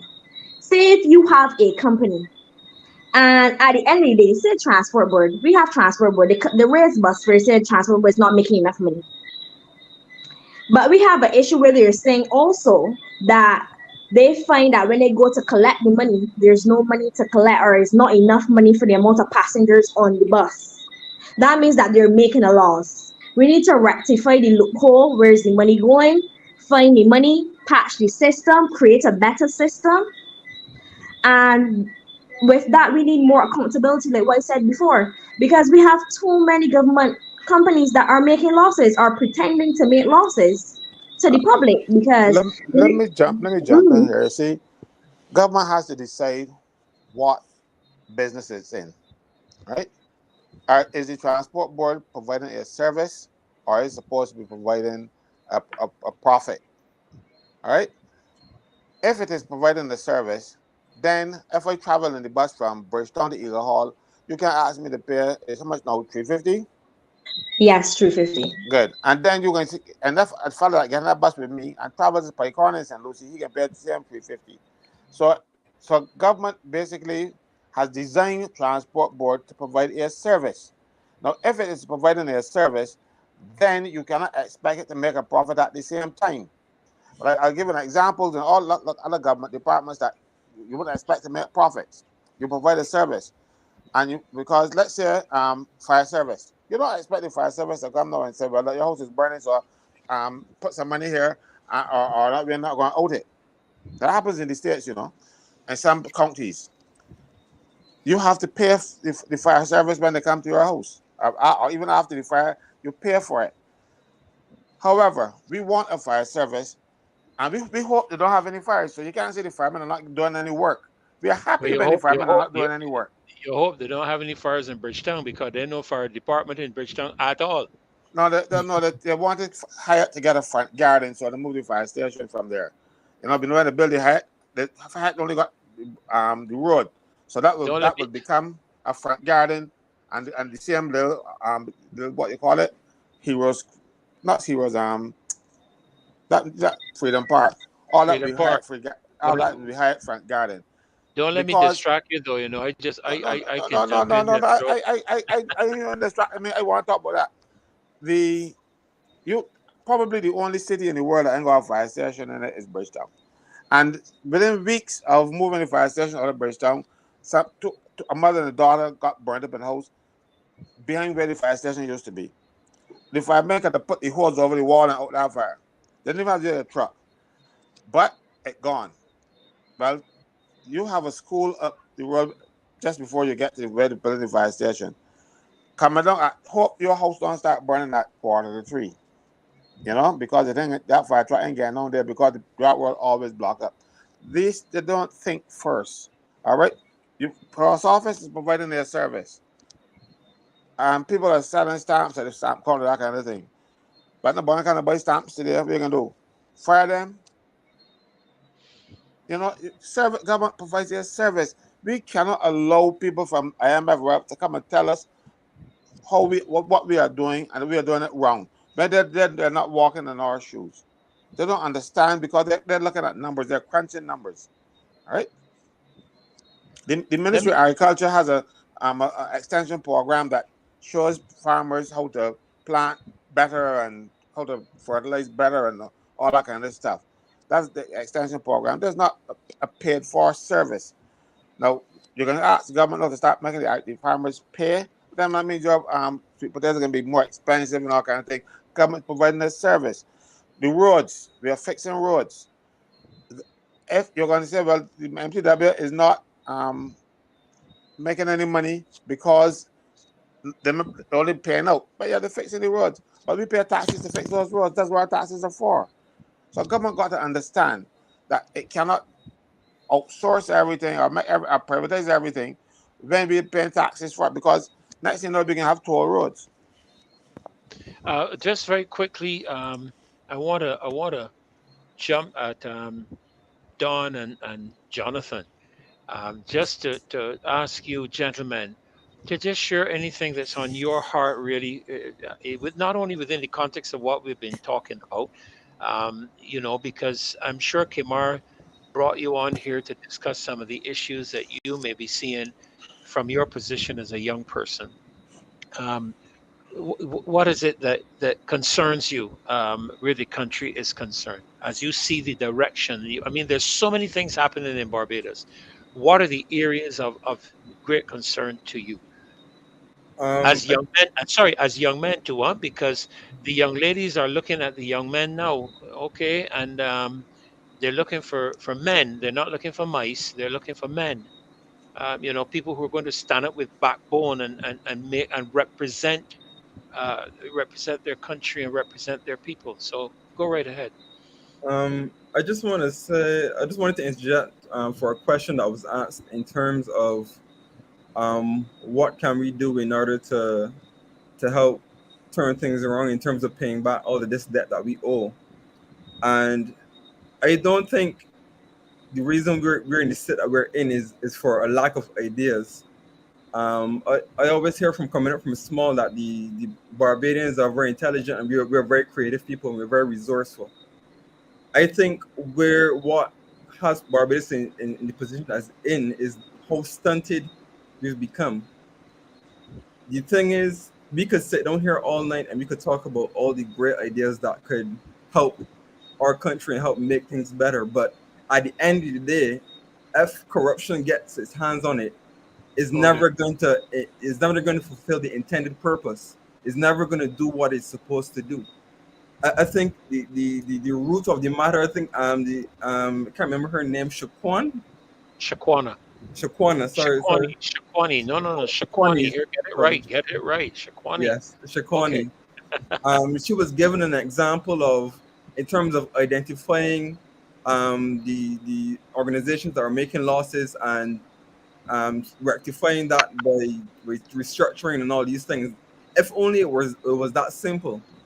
The thing is, the business that ain't making money maybe somebody's friend, and you can't just go and say, oh, to tell that person, oh, this we're not making any money, or you aren't fulfilling what you're supposed to fulfill, so we have to get somebody different, we have to get somebody new. No, so it's not that simple. So we could have the ideas, we could talk at length about these things, and then there are even other stories that I've heard from other Barbadians where they came up with an innovative plan, a very creative plan to do this thing that could help our economy or could help bring business to Barbados. And what ends up happening is, oh, we don't know you. Who you friends with here?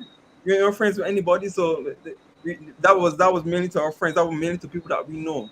So when you got that kind of environment, even if the people have creative ideas, even if the people want to innovate and if the people want to push things forward, there's a pushback. I heard about a company that was once in Barbados called eMoney, and how they're wanting to do things in terms of creating a digital currency and putting Barbados in the map in terms of making payments wireless and all these different things. And I think they ended up having to shut down in Barbados and to go abroad because of the pushback that they got. I think it was from the banks.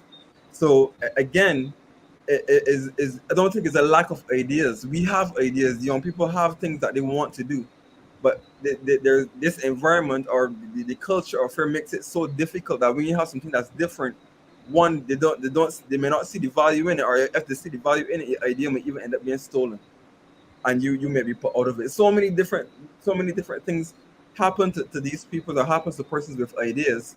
And from what I'm saying, from my standpoint, is it all boils down to corruption. It all boils down to kickbacks and get how is it going to benefit other people. So that's just something that I was on my heart to say. Okay, great. Thank you so much, Don. Don, jump right in. And what is it? What is it that's burning? I mean, I know Kimar has brought on some of you young people that are passionate, and I know youth are passionate. Maybe Mm. that's why I'm passionate, Gaswell. I don't know. Anyhow, You we see? talk. Yeah, Yeah, go right. but Yeah, Yeah, go go just right as ahead, young as Don. everybody else. No, man, I really think that it really boils down to the lack of employment here in Barbados. That would definitely, I would say, is the number one problem. That's what raises the crime levels and everything else. The lack of unemployment, the lack of opportunity. We grew up in a society where it's very flashy, very show offy. social media has put a lot of pressures on us where we feel the need to, to have money, to show off, to flaunt.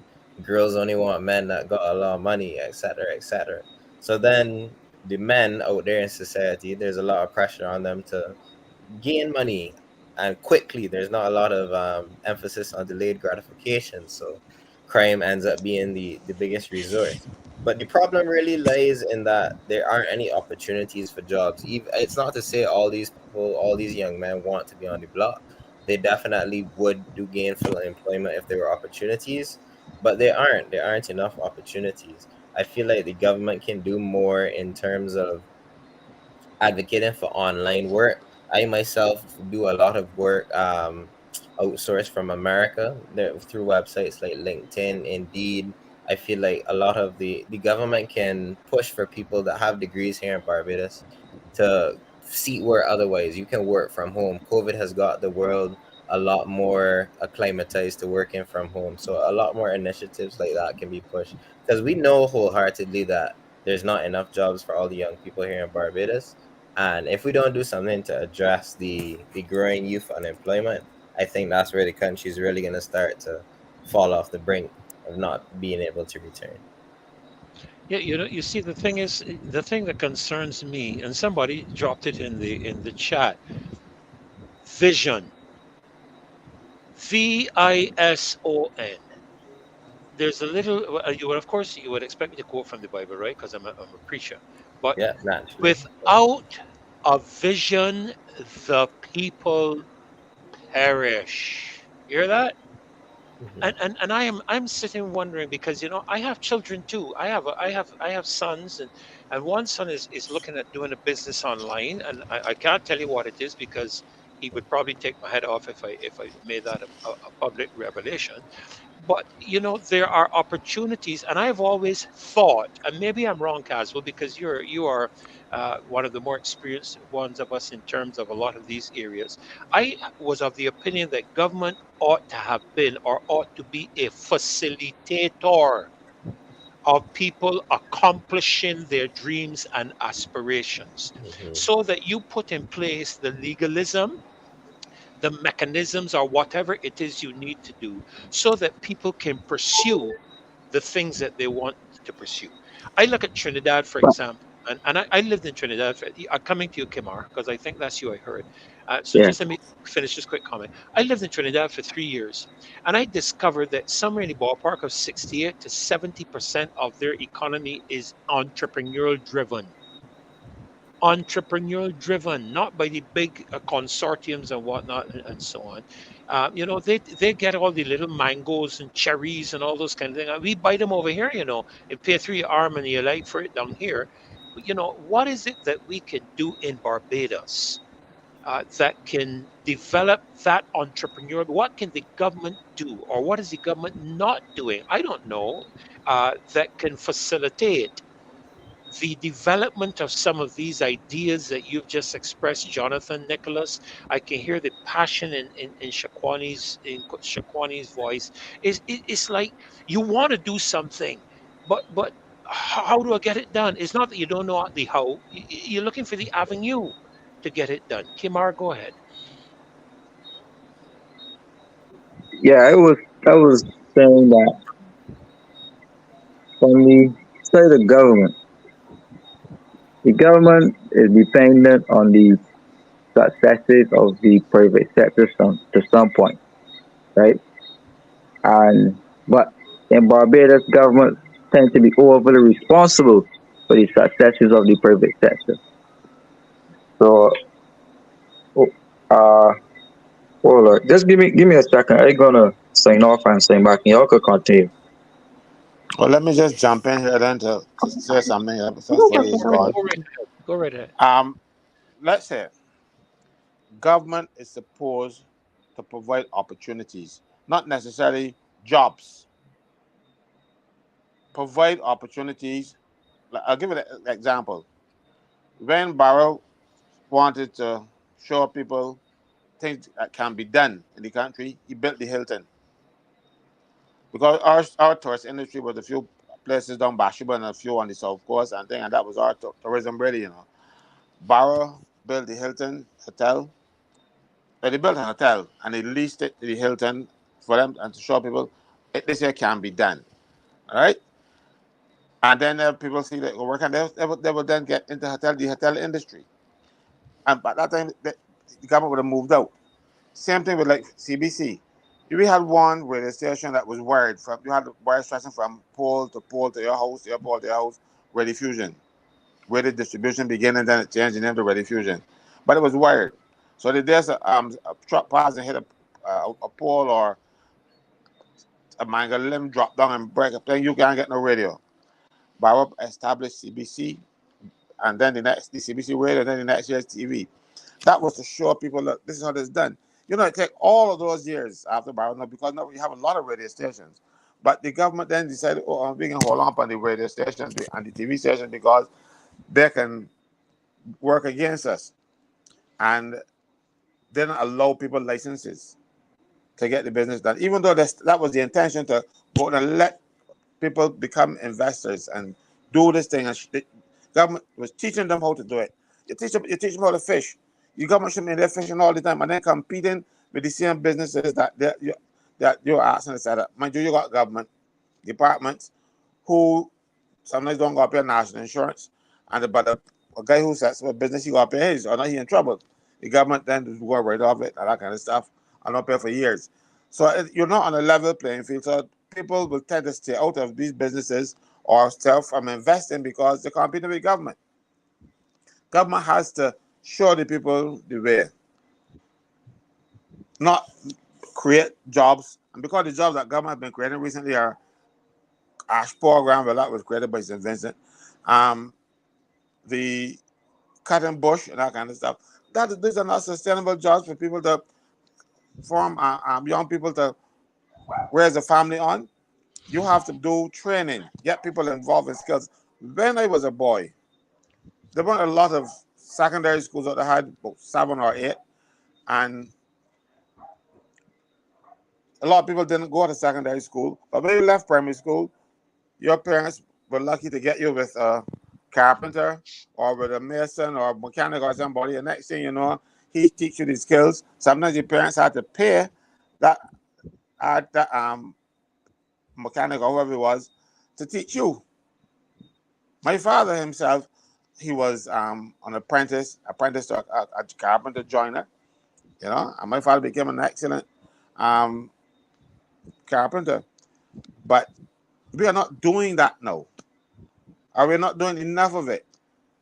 The government has what we call it, apprenticeship program, but nobody hears about it.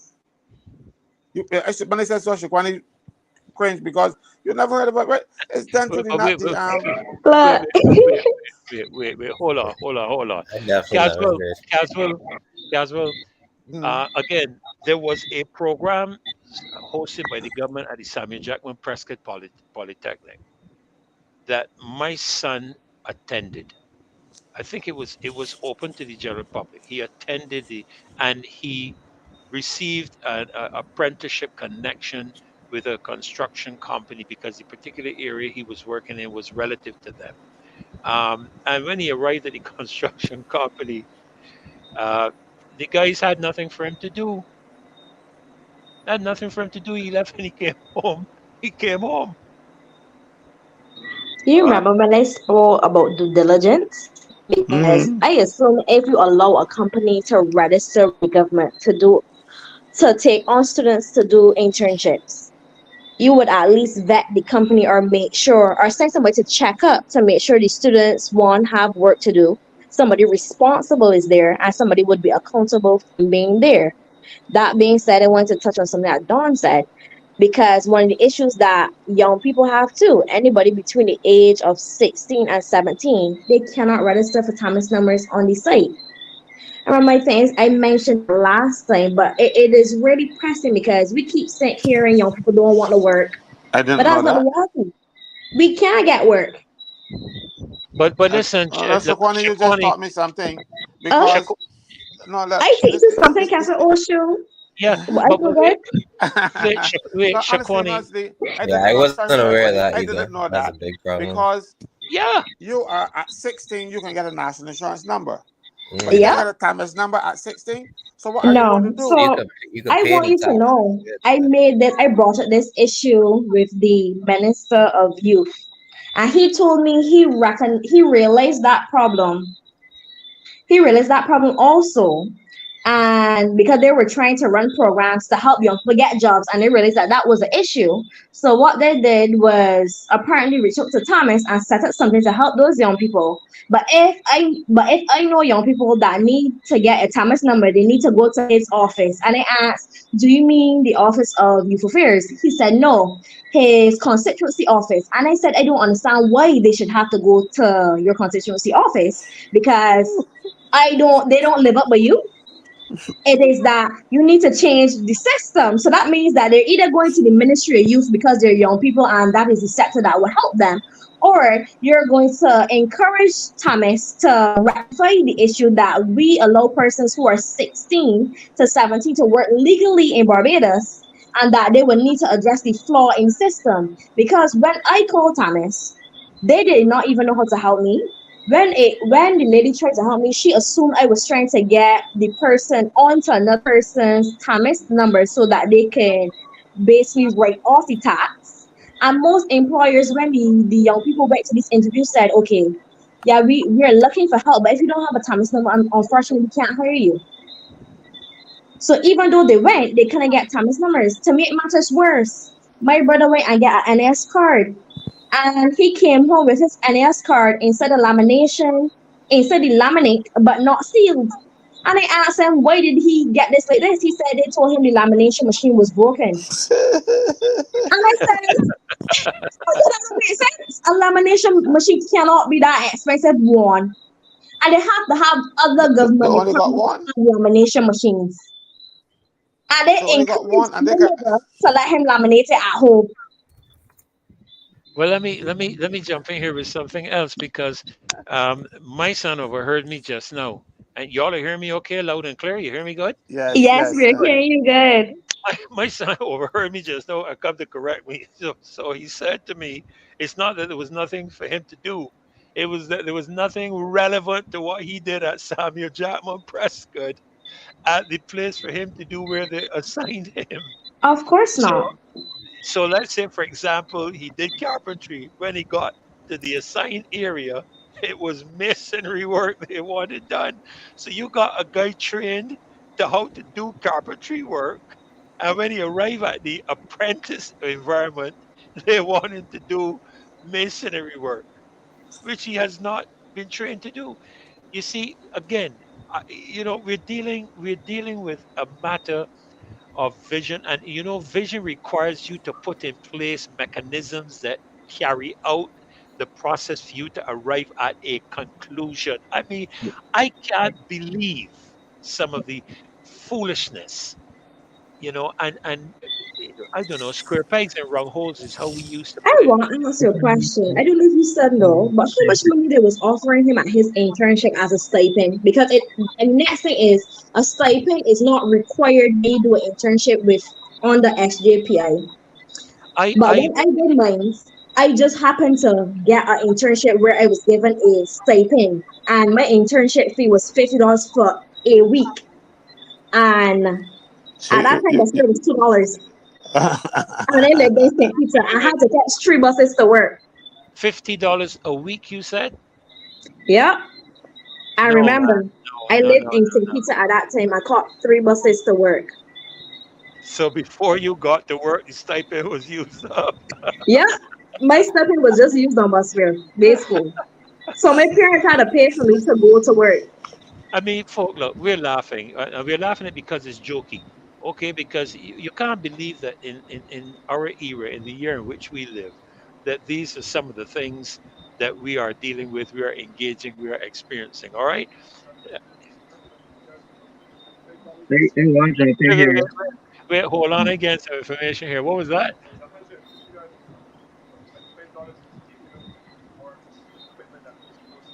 $150, $150 a month, but $25 was taken out to go toward the equipment they were using, which they never got. Shoot. Here's the oh one. man. I You can't make this Uh, up. Go ahead, Kimar. yeah, you guys hear me? Yeah, Yeah, yeah, I Yeah, hear we're you right, good getting and you. loud. We're getting you Yeah, loud and man. clear. Nice and clean. yeah, right. I wanted to say that in my observation of Barbadian society, we are the average person coming up. They're 16, 17 years old, coming out here. You leaving school, you go in BCC, SJPP, or you're gonna look for a job. Uh, you might go UE. That's the options right there, right? Most people who go UE, the job market is so slim in Barbados. You're either working at a bank, an insurance firm, the supermarket, the gas station. Um, you're probably gonna conduct minivan. I mean, it's just something you have to do in order to live. Basic to get basic necessities like soap, toothpaste, roll on, little food, pay a little warm bill, right? You have to do those basic things. But the salaries that you get, even at an entry level job with a man with a degree, these things so measly that you could barely afford a car, barely afford the gas to put in the car, right? So it's like you're basically going to work, but your money ain't stretching, right? So you paying the bills, you're paying bills basically. You can't have a social life because fats nowadays is $200 and $300 a fat and stuff. So I mean, you can't even go to a proper fat off the salary you're making working at one of these so-called big firms as a graduate from the university, right? But then on the other hand, we have other Barbadians who they don't really go to university. They go and jump right into business. They come to our houses, they sell us everything in our houses. We buy food from them, water from them, uh, all our retail goods from them, all the shops get supplied from them. Uh, when COVID hit, they were out giving out hampers to people, and our people who had government jobs had to be getting hampers from them, right? Um, they're the owners of lands, they're renting houses, yes, they importing cars, selling us cars, uh, everything basically that we use in terms of material goods are being provided by a section of Barbadian, right? And if you look at the model that they are using, as I said, they don't want to be civil servants. They don't want to get a government job, right? They don't want to be police officers. They don't want to be soldiers, right? But they're all living in Barbados and they're surviving very well, right? So who's responsible now for the majority of the population is the government. And the government provides for us as being through the social services. And by giving us the social service, that then allows us to go and become educated, to then go into entering into the job market, to work for then a small set again entrepreneurs, which includes like wealthy Barbadians and wealthy entrepreneurs from other parts of the Caribbean, Trinidad, and other parts of the world who are resident in Barbados, but they have large conglomerates here doing business. So then we got to go and enter into the job market, seeking to work for one of their companies, right?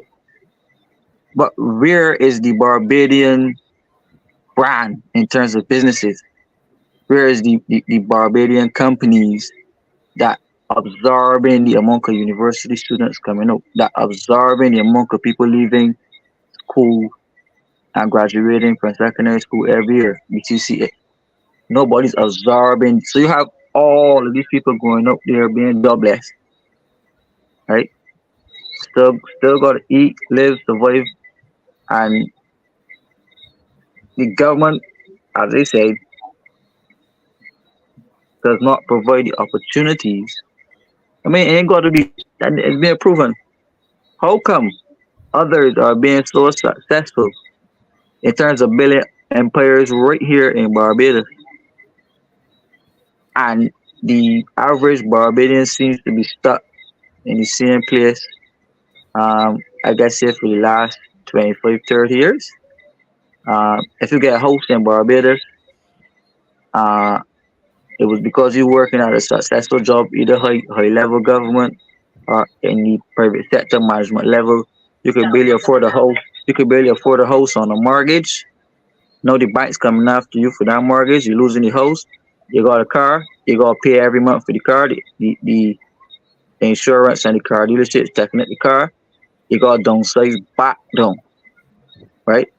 And then you losing your job. Like what happened at BAMC, the government could just wake up, fire you, or your company could downsize and you get fired and leave you back down a class. So our people are not going up unless they're going to borrow debt to go up. But there are others in Barbados not borrowing debt, but they ain't indebted to nobody. They're not borrowing debt, but they are building empires and entering into the industries which produce, which is retail, commerce, trade. Barbadians had those type of skills in the earlier times, but we lost a lot of that entrepreneurial skill, which we could have been using to build households, families, communities, build the country, and to be exporting goods overseas. So when the tourism failed during COVID, we would have still had exports going from local Barbadians, which should have been earning the same foreign exchange too, right? But I never really seen that level of planning at the government level, which was strategically target like populations to help push them. What I see is policies to help reverse the gains that the average Barbadian has made and to basically take away what he had to give it over to other people. That's what I'm saying about it. But just let me jump in here for a quick commercial break so that we can continue to afford the show, so to speak. Um, we are seeing on the screen there some of the march. We have a march coming up this Saturday. This Saturday, we have a march coming up to show our dissatisfaction with all the things that we've been talking about. But at the end of the day, three words stand out to me: vision, transparency, and accountability. Three words. Those three words stand out to me. And we need to march and demand from those who are in supposed to be in government transparency. I keep hearing even through tonight. We're talking about monies, loans. The Auditor General had a lot to say concerning trying to block the holes that you were talking about, Shakwani. In terms of shutting down those areas, because you're right, we are hemorrhaging in losses.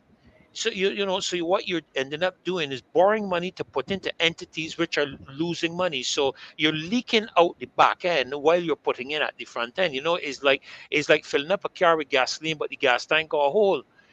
So you're putting in the gas, and before you can get going good, all the gas has leaked out the tank. So we really need to step up. I hope and pray that we can get people to rise up, and the prime minister certainly shouldn't have any problem with it, because she not inaugurated, she put together some marches when she was in opposition. So she should be well aware of the fact that marches are quite acceptable within the context of Barbadian society, and people have a right to do it. You see, I'm finding a very, and you have to excuse the expressions that I'm about to give as a minister. All right. I am finding some nasty, callous, unacceptable, demeaning responses to people's genuine concerns. And I am simply saying, look, if people have a concern, the simplest thing to do is to sit your butt down as a minister. And Caswell, you can confirm something I'm about to say when I finish. You all know I've been advocating for constituency meetings. I am not talking about a political party's constituency meeting. I am talking about a constituency meeting for the constituency, where in each constituency the ministers, the opposition, whoever, just like how we did it at the mall, casual, where we can come in, where they can come in, they make their presentations, etc. People have the opportunity to question them and to speak and to recommend, etc., etc., without this nasty, demeaning, disingenuous kind of attitude that we are facing. Because I understand, and you can correct me, that when people attend some of these, what you call them again, these meetings that they're having around the country, that the questions are vetted before they are accepted. Would I be correct in that? Well, a young lady told me that Mhm. at our first meeting down the World State Parliament, she came to me and she said, Ben, she said she was going to ask the question, they wanted to find out what the question was. You know, that, because so this is not any genuine anything. Nobody just nobody don't ask the Prime Minister any questions to catch her off. She has to be prepared for it. Yeah, but you know the thing is that it would be so easy. I mean, you could put to rest, and Kimar, you can tell me if I lie or true, and Shakwani, based on what description, um, I hope I got it right here. Um, Yes, you got it right. That's what I was saying. That's what I was saying. You got it right. That's good. Based on what Shakwani said concerning your involvement from a political standpoint, all you have to do is to answer these concerns and put the matter to rest. You know, once you address these concerns and show why we should be using toilet water in our aquifers, you can show unequivocally that there is no chance, there is no risk, no E. coli will survive. Don't bring people who don't know anything about the area they're talking about. Because I was listening to the Brass Tax program with Kimar, and I heard a person who was supposed to be dealing with water answering a matter concerning the consultant for the Ministry of Finance speaking on the $80 million that was raised a month by the sewage. You remember that statement, Kimar? Yeah. He said Dr. Basco made an error. He said he made an error, right? But he's the man in Yeah, the yeah. water. He's the man in the water. So between the moment you said what you said and the moment he responded, he became a financial man. Okay, and I Yeah, can tell you that. but he's not even the chief executive officer. He's not the general manager. He's the president. He should be But held as far as, but I understand that when you're getting paid $30,000 a month, you will share anything that you the trust Yeah, me. You will share anything you that see, that is the aspect of transparency. Look, the bottom line is, guys. Pardon me to interject. The bottom line is people don't trust government, and it happened through the pandemic. All across the world, everybody has lost trust in government. Period. Government says something, they don't believe it. So what you have to do, it's like a relationship, casual. When you breach trust, you gotta take time to build it back. It don't happen overnight. People don't just jump back in bed when you violate your official positions. You have to rebuild that trust, and the government has lost trust throughout the pandemic because we know then and we are confirmed now that a lot of what we were told was a lie. And so you're now coming into an environment where people simply don't trust what a government has to say. It is that simple. And so, unless you can bring the I's dotted and the T's crossed, show me the paper that says what are the terms and conditions of the $100 million loan at Sam Lords, the $300 million loan at the airport. Show us what are the terms and conditions of the sale of the assets of Barbados down along Bay Street into Bridgetown. We want to see them. I no longer believe what you tell me. Freddie, the guy said that Moscow was an error, right? But you don't know what the error was. He was But no, not he said supposed to no. tell. Oh, sorry. He Go was ahead. not. That was his error. He was not supposed to That's tell you. literally what I just said. He was not supposed to say, "Oh no, that was the Yeah. problem." That was the error. That was the problem. The It problem with wasn't that an is error. that less is more. He didn't want to answer those questions because the less he said, the more. If he said more, he will have to be accountable for more in the future. Mm. So if he say a limited amount of information about it, nobody will question him or say, well, you didn't say that when you said it on this date, because people could pull back up things now. So they're watching what they're saying because people are trying to hold them accountable for their actions and their words. That means that Uh, everything that they do is under a microscope, and it needs to be. But the problem is that if they never give us the information or share the information to the public, we can't bring it under a microscope because we don't even know the information exists. Here's a I want comment. Here's further before you go on. Go I ahead, go don't ahead. want us to miss. I don't want us to miss the significance of what happened there. You know. Go The right ahead, government, please. the government's chief economic advisor on public radio made, yeah, everybody heard the clip. He said he can torture you with data. The man gone on 70, 76 million one month, 78 million the next month, 80 million the next month, and he went on and he went on and went on. That was not an error, right? And then a consultant who was hired by a minister to say that the government's chief economic advisor commit such a massive error on public radio, and he still has a job. So it's either the consultant was lying, which I proved on radio that he did lie, and big time he lied to the people of Barbados so serious, and the proof was presented when he said that the European Investment Bank did not provide any loans to the government. That was a lie, and we proved that was a lie. So his track record is lying. So I believe Clay Master, right?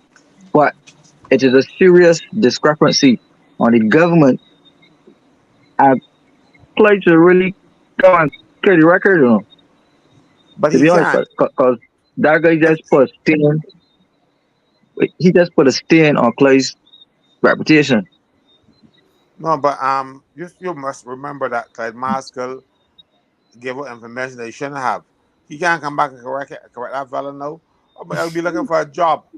That's the problem. That was his error. His error was to give you a factual information. He was not supposed to. He was not supposed to give you.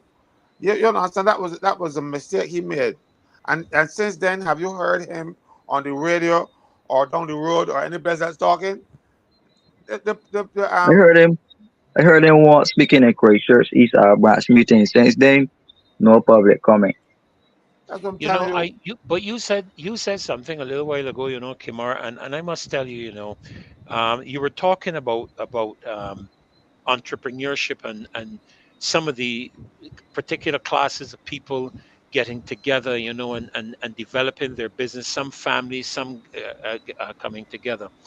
I have observed a couple of things. I went to a particular parts department. I'm not going to call the name of it because I am not racist and I am not discriminating, such as what we are hearing concerning the construction of homes out there by by Queen's College, where it is alleged that only Muslims are going to be able to buy properties in that space. If that is true, if that is true, that is the worst case of discrimination and racism that we have ever seen in Barbados. Because the last time I checked, a Barbadian should be able to purchase land and build a home anywhere in this country. And I would want to hear if a Christian church was to get up and say we buying property and only Christians can live there, you ain't going to purchase there. You will not hear the end of that. But you know why you ain't going to hear anything? And I can tell it, I can say it straight as I know it, because a lot of those people are financing the Barbados Labour Party. That is why you're not going to hear anything.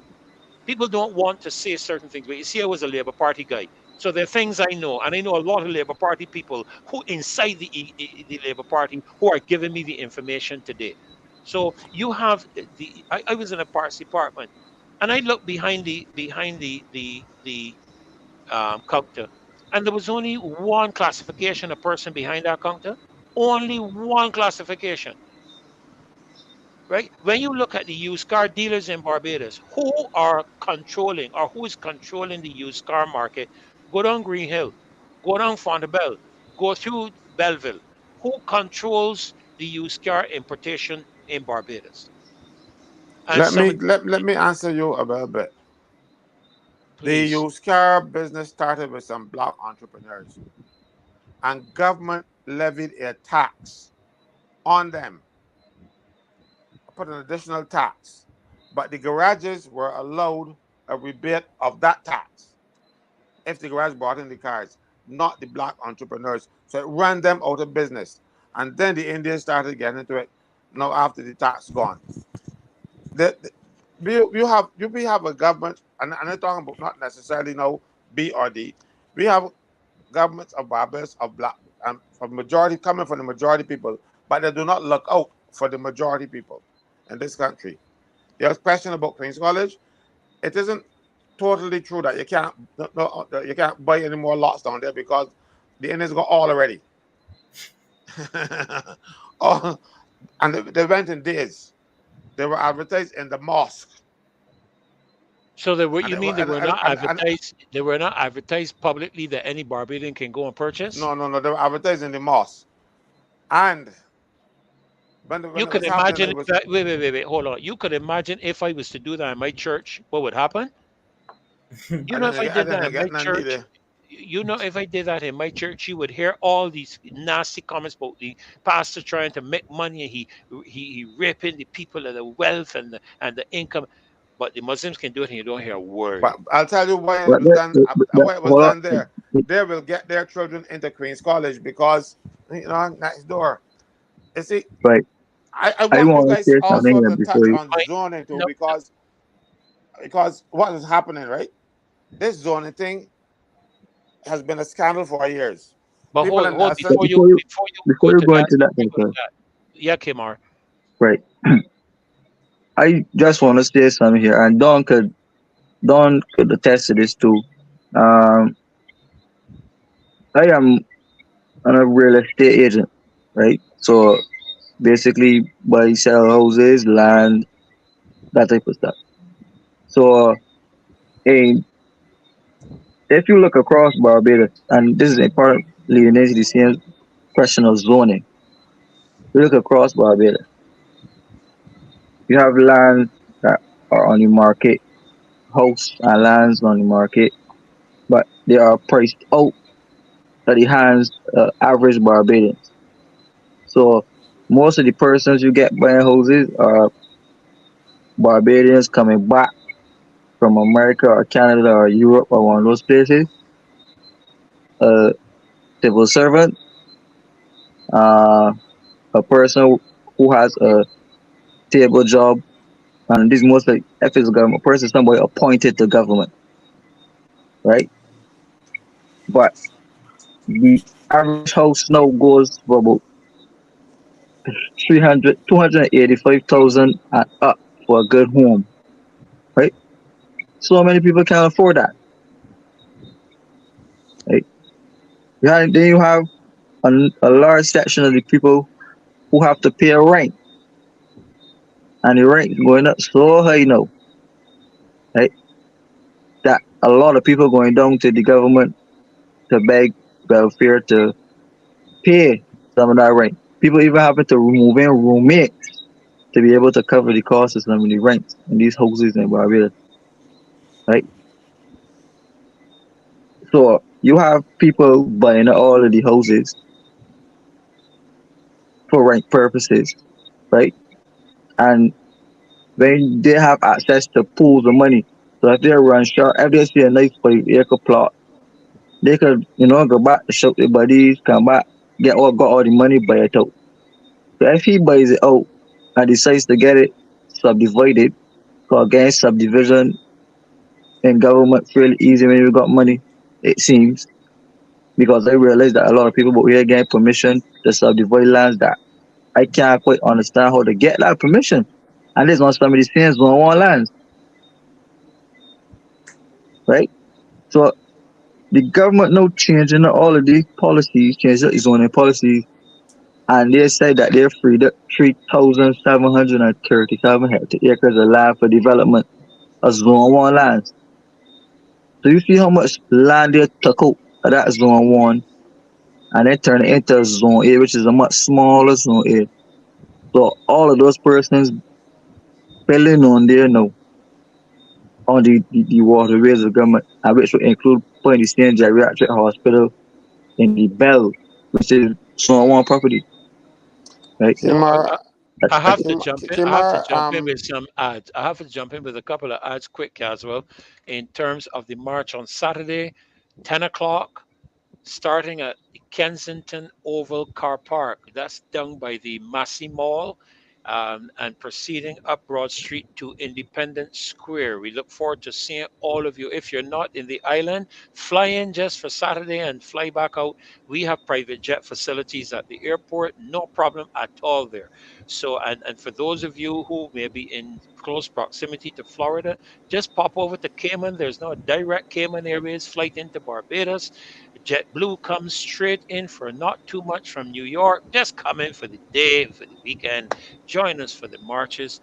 We really need all Barbadians, both home and abroad, to put their feet on the ground and march on Saturday coming 10 o'clock, starting from the Kensington. And Caswell, you'll be there. And Kimar, you'll be there. I hope Shakwani and Jonathan will be there as well, and Dawn.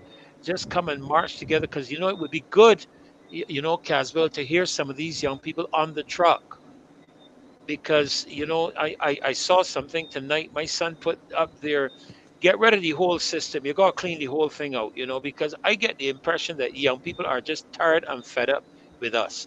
And so they need to get rid of all the foolishness that been going on and start something new.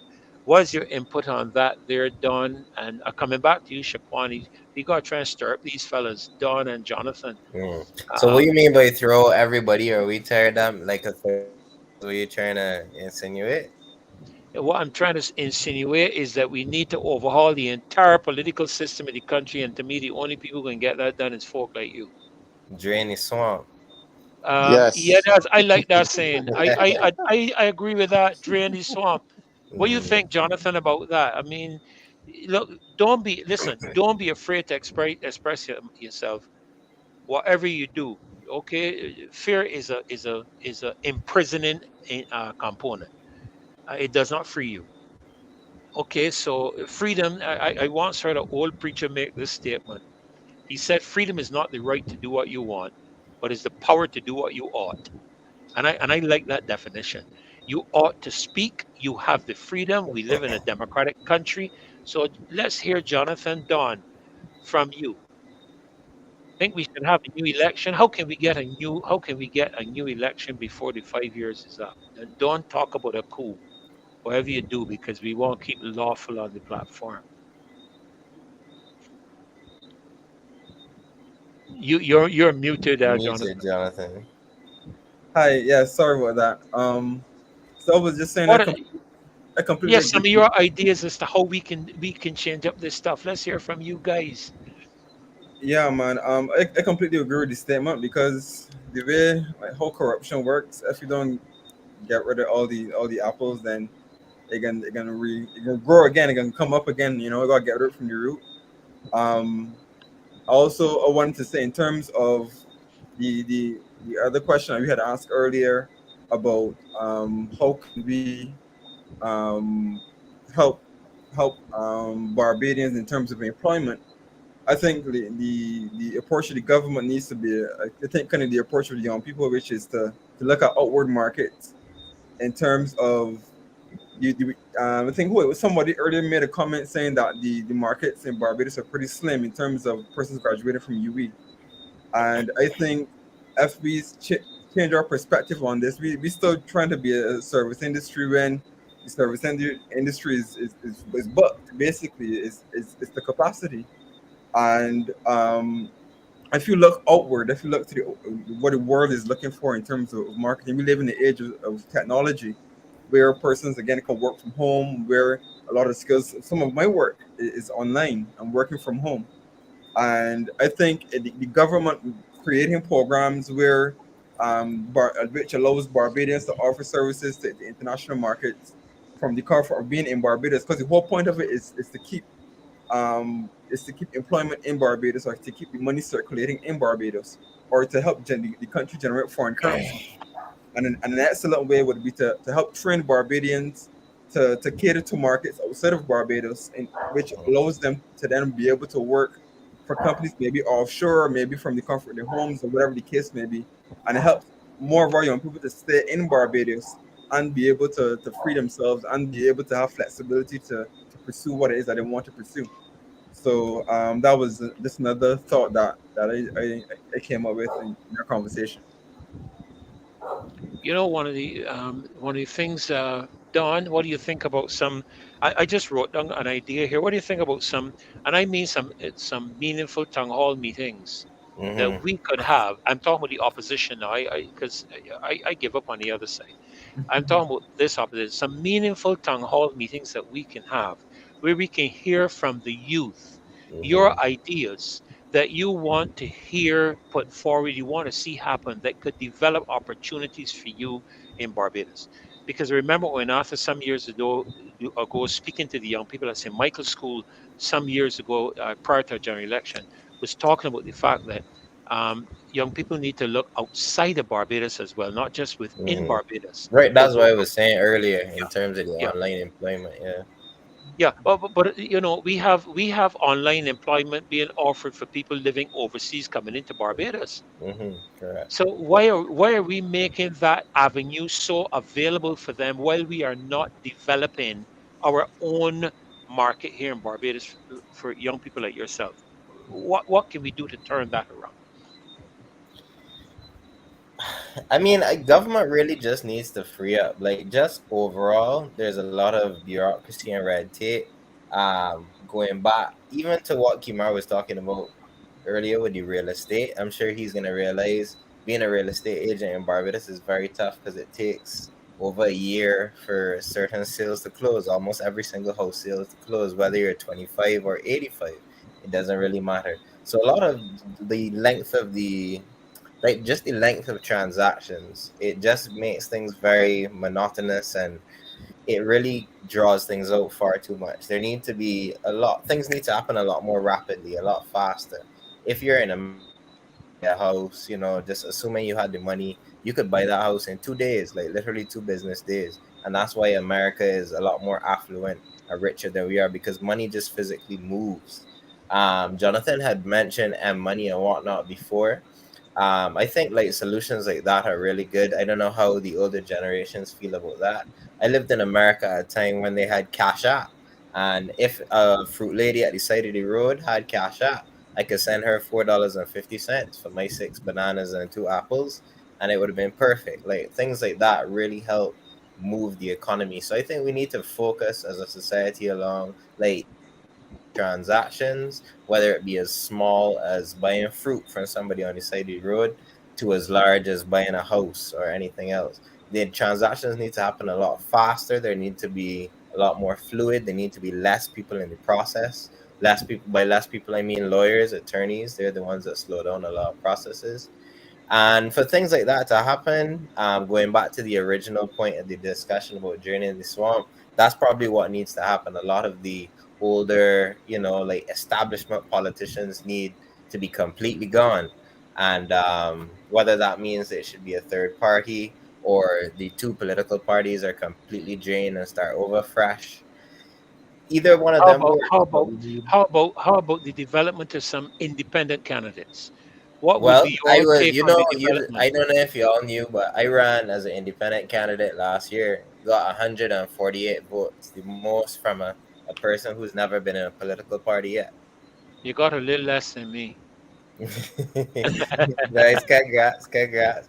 But yeah, I think independent candidates are a great solution. Obviously, you can't become a government, and you're kind of just running as almost, No, no, I no, don't no, want to no, say a no, no, rebel no. thing. Let me correct you there. Let me correct you there, Don. Well, if all 16 of you get into power and one is an attorney, that's all you need to become the You governor. mean you mean all 30? All 30. All 30 independents? Well, Yeah. that's a big ask. You know, Very, very you big know, ask. yeah, but my mother always used to tell me aim for the stars and you will You reach the drop down clouds. and on the Yeah. moon. And somebody said Definitely. if you aim for the clouds, you won't come up with a handful of mud either. But Um, listen, um, the whole aspect, because I mentioned this already, Cayman Islands have 19 members in parliament, 13 are Mm, independents. That's amazing. I didn't know that. 13 are and that was a two-party country. Two parties for years. Two parties. Okay. Don, why did you say that one if one is an attorney? That's what you need. I'm pretty sure that that's the Constitution. 116, No, I think, is not the a lot of 16 people believe that because you need an attorney general. No, I'm pretty sure the that's attorney general part of does the not have to be a process. lawyer. They don't have There's to be a lawyer. nowhere in the Okay, Constitution that says that. The okay. only, the only, mind you, every attorney general of Barbados has been a lawyer. Mm-hmm. This one being the worst, but the but the no seriously, I'm very serious, Okay. I'm more and sure I I had read somewhere that any no 16 people in agreement, once one is an attorney, can form the no government. no I thought I I've heard. heard that too, but that Uh-huh. is not what the Constitution says. Mm-hmm. The attorney general is a minister, Mm-hmm. and all it takes for you to become a minister is to be a member of the House or a member of the Senate. The Right. Constitution Mm-hmm. provides that there's to be a prime minister and a minimum of 5 other ministers. It does Mm-hmm. not say that one must be an attorney at law or anything like that. As a Well, matter of even fact, better then. the attorney general in Barbados is not even required to give legal opinions on his own. He has a solicitor general's department. He has a chief parliamentary counsel that will do the work for him. And I wish this one will let those people do the work because he's not doing it very well. No, And But and overwhelmed. Caswell, and I'm not happy to say that in Common Mary Week. He's a Common Marian, you know what I mean? We went to school together, and so it really pains me right here, pit of my stomach, to say but that but about him. Caswell, But but, as a fact, but Caswell, we have and it's no reflection. And look, for we just want you all to understand, we don't hate anybody. Huh? Let me get it clear. We are contending for the country and the people who live here. We don't hate anybody. We are contesting against systems and operations and processes that are not productive to the people of Barbados. But you have a Ministry of Finance that has more consultants than we have ever had when the Minister of Finance is supposed to be an economically educated individual. So I don't see any problem why the persons coming in have to be lawyers or otherwise. They have consultants because the government has set that precedent. We can hire consultants, no big deal, you know. But we are supposed to have educated people in the ministries who can advise and who can guide and lead. Ronald Reagan was not a really good politician. Well, he was I don't care what anybody talks says about him or what anybody thinks about him. He was the one president that was able to maximize the people around him relatively successfully in a very successful tenure as president of the United States. Some may agree, some may disagree. Mhm. But a leader is one who is able to identify the skills and resources and put them to their maximum use. That's what a good leader is. I see a comment here, Pin, asking about young people getting remote work. I can say that that is extremely hard also, because even if we have the qualifications and we send in our information, one of the challenges we also have is getting paid. If you're working in Barbados and you're working for an international company, we would need to obviously get we will need international credit. That means that we will need to make international calls sometimes. Sometimes that is challenging. Sometimes those people like to pay you through PayPal or another app that's used internationally. We don't accept that payment here. We're barred. We have to get a international account. So even though it seems simple in theory, in Barbados it is not simple because they have not made provisions for us to work remotely. Like we have a lot of companies here who own buildings and then sublet units so that you can pay like a monthly fee. The government has a lot of buildings that they can offer that to content creators, young people who are looking for spaces, but they do not. Instead, they prefer the buildings to stay empty, get sick, let the government's money go down the drain instead of at least trying to attempt to make money offer or give persons an opportunity. and That then rent from same their building friends. mentioned in St. Thomas, if three cars can park in the car park, that means that somebody's using the building. Why Yeah, not think Se- about yeah, security, alternative ways yeah. to security. make money? Yes, please. What did you say, Cass? I didn't hear No, you. no, it carries the security. Sure. Well, if it's safe enough for security, it has to be safe enough for regular people. That means that if they're not going to use the building for sanitation, as I said, they could sublet the building, let other persons come in. We have seen people make businesses from that and successful ones, whether it be renting it out by unit, by space, or you're going to say, man, we're going to use this business for entrepreneurs or even people going into the workforce who want remote jobs and they need a small office space. This is what we're going to offer you. If you're going to need office supplies, we're going to offer you internet. We're going to offer you a landline. If you're going to need internet, international call services, this is the fee you will have to pay monthly, or this is the fee you will have to pay, and this is the additional fees you will have to pay. The reality is that if you're going to say we need to look outside of Barbados and we can do it remotely, you need to create the opportunities for us to do it because the startup is expensive and a lot of the people are saying they don't have money. So if you don't even have money to get 350 for bus fare, how am I going to afford an internet bill because I need to work remotely? Possibly a computer, also a printer, maybe even QuickBooks or Canva, which is online apps that will help you make your business easier. We can't afford those things. So if we don't have startup capital, we need access to it or options where we can get assistance. I am tired of people telling me, oh, we don't have money. But sometimes you don't need money to create possibilities. You just need an idea and willing to work with people. I don't believe that this idea costs a lot of money because one, they have the buildings for it. I assume these buildings got equipment because we like to equip buildings and not use them too. So they probably got paper from wherever that building was built stored in a drawer that could be utilized. So instead of just wasting resources, we need to start utilizing resources we have and get opportunities for people. I went on a site today that was basically Caribbean remote work, but what I realized is that there was one option for a job for a Barbadian, but multiple options for persons in Jamaica. So I don't know if persons recognize that it was an issue for persons getting the provisions to work remotely in Barbados, but there was not a lot of opportunities for persons to work remotely in Barbados, even though it was the same job, it is more difficult.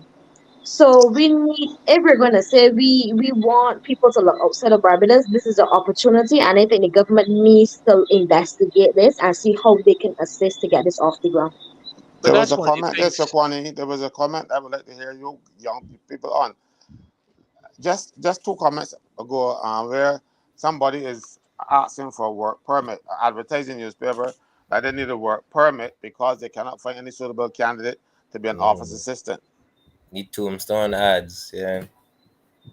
What I can say is that what may be suitable in their mind may not be suitable in my mind because based on what I last checked, the requirement was for an office assistant. It didn't require anybody to get a work permit because I can guarantee out of those 1,200 students that graduated from UB, at least three of them want to be an office assistant because that is probably one of the only jobs they can get that may pay them fairly good because the reality is that there are not a lot of jobs. We heard about a lot of graduates, but I don't ever believe that celebrating graduation is a thing because we celebrated graduated to stop home because Yeah, unless you know somebody, there's no job.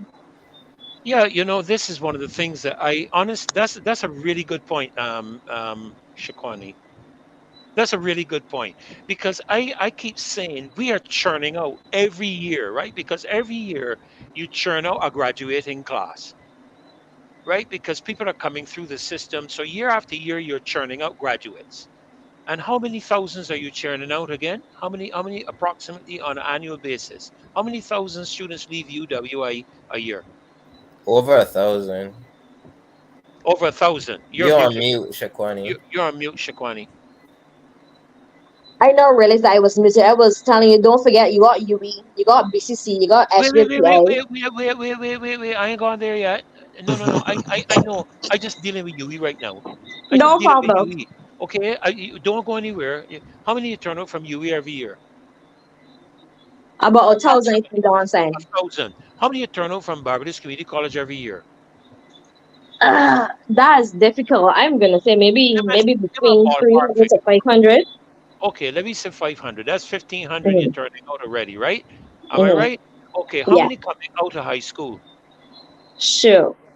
How many coming out of high school? 'Cause everybody coming out of high school ain't going That's to be probably the CPI most. or Samuel Jackman I'm or you. gonna say shoot because I got some. 2,000. Mm, They're gonna be I two think it, thousand yeah, because it gotta be more than UE for sure. every year you have about 3,200 people, yeah. 3,300 people doing the common entrance. So Right, 5 years later they're exactly. gonna be Yeah. in fifth form, Oh, right? okay. Or they might go to six. So it is at Good. least 2,000 people because 1,000 those going to Cave Hill, Mm-hmm. Right. right? So you turn out approximately 5,000 people for the job market a year. 5,000 young people approximately a year. Nothing to do with the unemployment in the country already. Mm-hmm. Okay? So what future are you offering to those young people, because they got to go somewhere, they got to work somewhere, because the thing I'm hearing you all say, and I think somebody mentioned it, is if you don't have a job you're going to turn to crime. Was it you, Yep. Don, that mentioned something about that?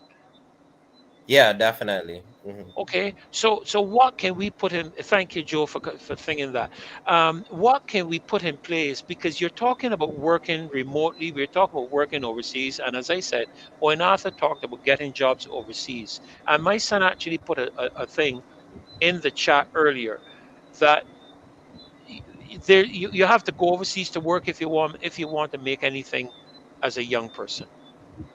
How can we accomplish that? Because within CARICOM, do we have that freedom within CARICOM that you can move at will Mhm. Yeah, I and want get to share jobs in I something. mean, cement? would Caricom be the goal though?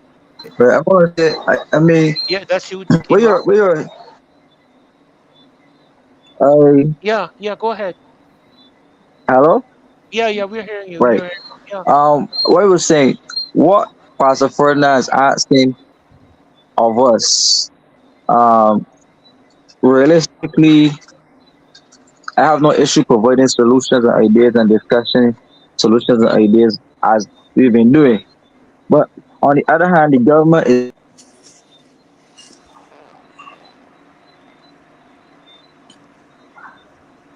We lost you. We lost you. Um, On the um, other I'm hand, not hearing too much. the for, other hand, the government is what? while Kimar is out, can I just ask you all a question, right? And it's simply this: if wait, you are hello? having, Uh, Okay, he's back. y'all He can hear back. me? just Yeah. let me ask this question, and Kimar, you can answer as well. Quick. If you are having a problem with all these people coming out of school and university and not getting jobs, would it make sense then to carry up the retirement age so they will stop at the work for a little longer? Or would it make sense to bring in the Yeah. 30,000 additional? Anyhow, go ahead, Kimar. No. Go ahead, Kimar. We not Right. hearing you right. Yeah, Uh, good. Go ahead. Yeah, right. go ahead. We're I was hearing you. saying, We're right. hearing you. I, right. I support what we are doing here now in terms of discussing ideas and solutions to the plan.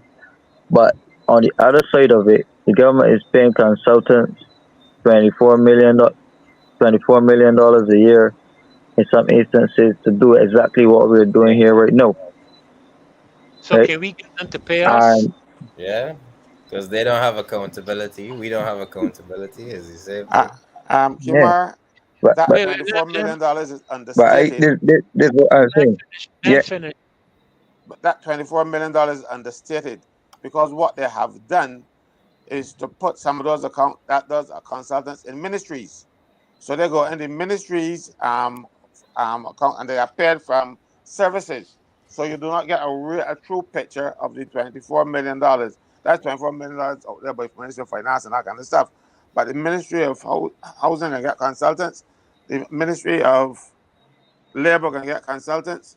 So they will have consultants and they're paid, but they're hiding some of that too. So it's a bit more than $24 million.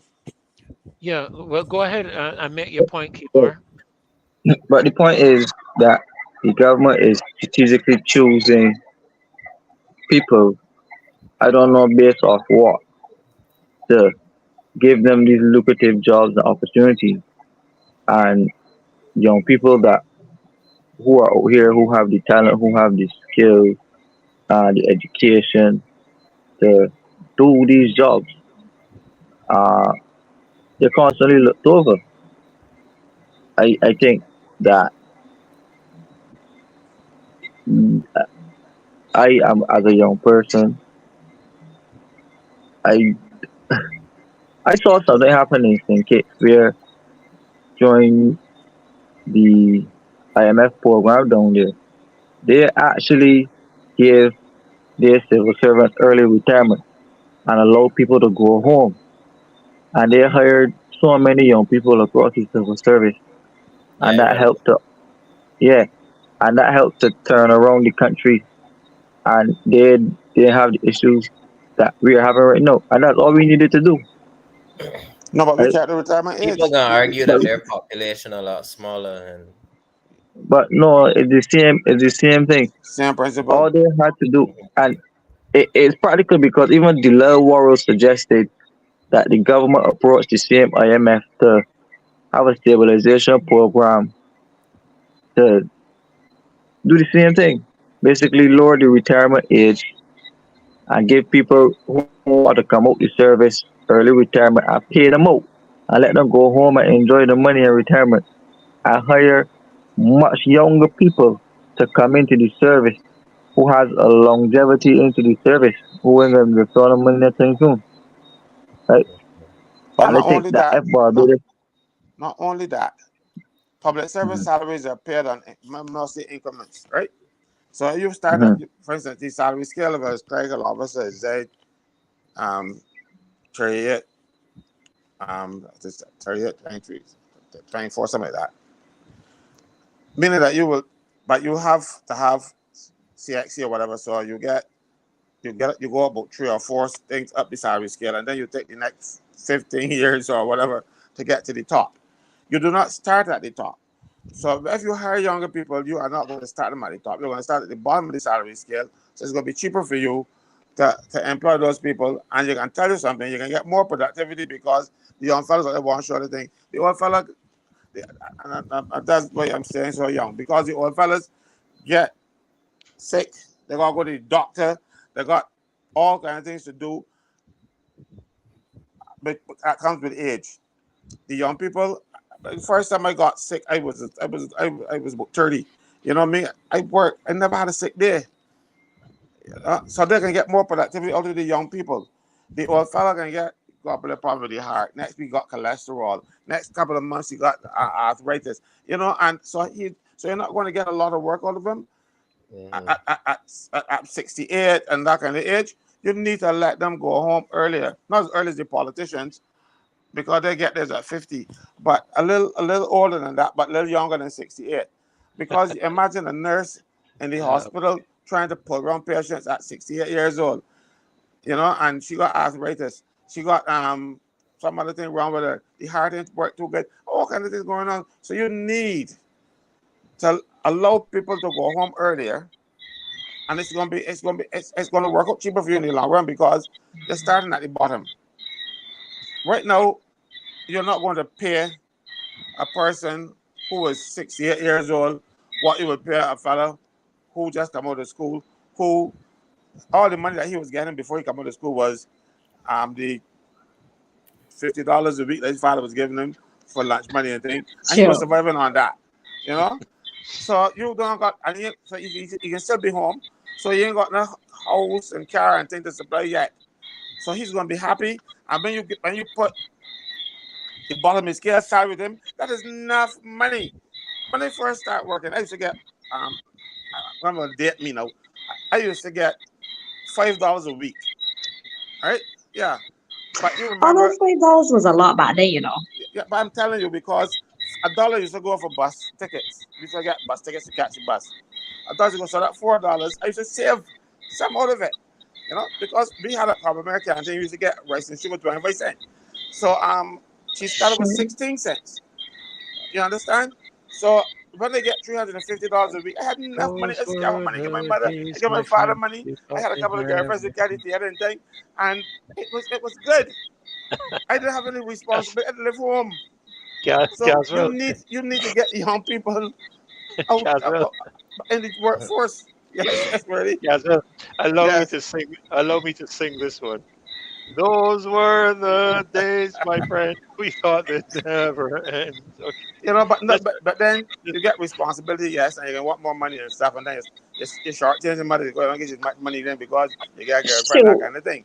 But listen. what you need to do now is to start those people at the bottom salary scale. Let those people go home and get their pension, and let them enjoy their life. Some of them go and travel or whatever else they're going to do, see the world because they never get a chance. Because a lot of retirees are dying months and things after they or just before they retire, or when they're pre-retirement leave. A lot of fellas check out. So you Yes, need to bring the young people in. yes, and Okay, that's what. Captain something I wanted to. I saw a comment there about there's a shortage of nurses. Yes, Yes, I we wanted do, Yes. to but we touch do that. produce a lot of nurses from Barbados, but they don't stay because why would I stay in Barbados and get paid? Is it $8.50 an hour when overseas they're willing to pay you $270 US per hour? And if you have Think a Um, about nursing that. degree and if you have the nursing degree in New York, they're going to start you at 90,000 US dollars a year. All no, right. And no, no, yeah. no. But So a Listen, nurses in lot of our Barbados nurses, like earn a lot of people 3,000. that I knew that they nursing don't live in Barbados anymore. They You have don't gone because no, US, you don't pay them well enough. UK. And you know so what the companies are doing? They're paying for you to take your whole family, giving you a car, a house. now What to be honest with and you, this to this be might be an honest ad with for you, nursing right now. Freddie, give me a break. yeah. Right now, if you go to the United States, Canada, England, and you say that you're a nurse from Barbados, they expect you to be absolutely well trained. You know, they prefer Barbadian nurses because Barbados has a reputation of good standards. So we would take some of the best nurses in the world because other people say so about us.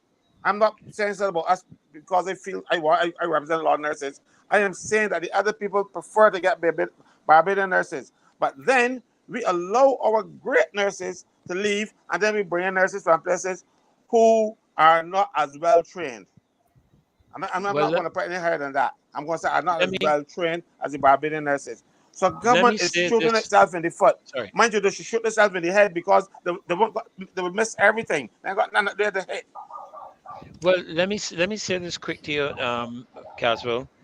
You talked about good standards, but see, people of Barbados that made those good standards. That's the problem. Is see, we tend to always think it's the government. It's not. It's the people that make those good standards. It's the people who establish the good quality of service when we are overseas. Give a grant, we don't express it here in Barbados, and I had an excellent example of that yesterday. Won't even bother to go into, but we are wrapping up in a couple of minutes, and I just want to say, I just want to give each one of you the opportunity. You're still with us, right, Kimar?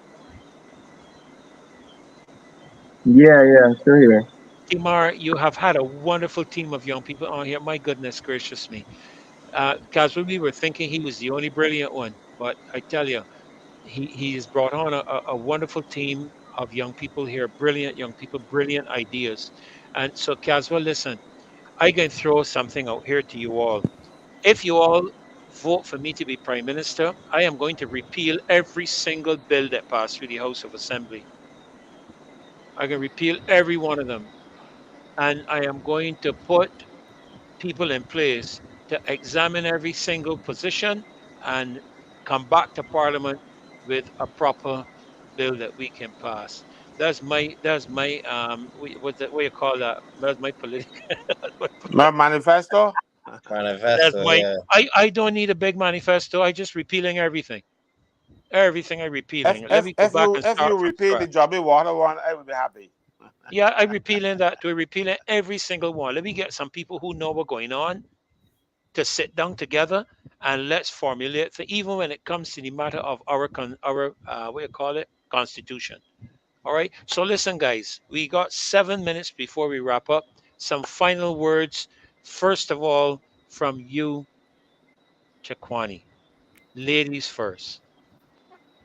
Some closing remarks, and then we follow it up with you, Jonathan and Don, and then Kimar, Caswell, and I will close off the show. So Shakwani, your closing remarks.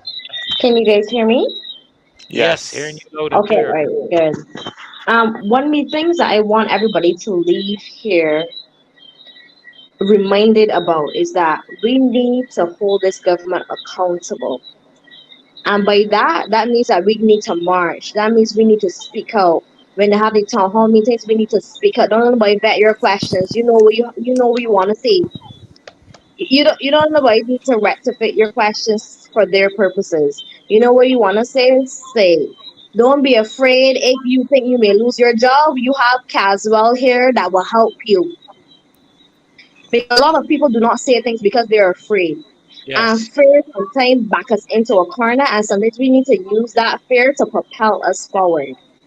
Every person on this life here has a voice, and that means that you have something to say, and we want to hear what you have to say. And on Saturday, we are hoping to see each and every one of you. Thank you so much. Thank you so much. Jonathan? Hi, good night. Yes, I basically want to share the same sentiment as Shakwani, in terms of we all have a voice and we can't allow ourselves to live in fear because fear restricts, and the battle is only lost when good people do nothing, you know? So each and every one of us, we need to come up, we need to support, we need to be our brother's keeper. Not just because the issue may not be affecting you directly doesn't mean you don't have to say anything on it. If we look at each other as brothers and sisters, when somebody does something to your brother, that is like they're doing something to you. And we have to come back to that place of community where we love one another and where we represent one another. And we give voices to those that may not be able to have a voice for themselves. So I would love to see if everybody could come out, this Saturday? This Saturday, 10 o'clock. This Saturday at 10. 10 Yes. o'clock, we begin at Kensington Oval Car Park. This is down by the DaCosta Mall. We start there at 10 o'clock sharp, and you can see them marching on your screen there.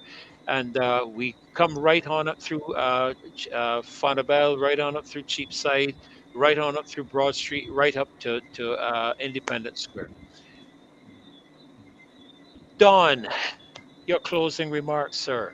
Yes, sir. I just wanted to thank you all again for having me. As you said, almost word for word, I thought Kimar was one of the only other intelligent young people that was out here fighting the cause.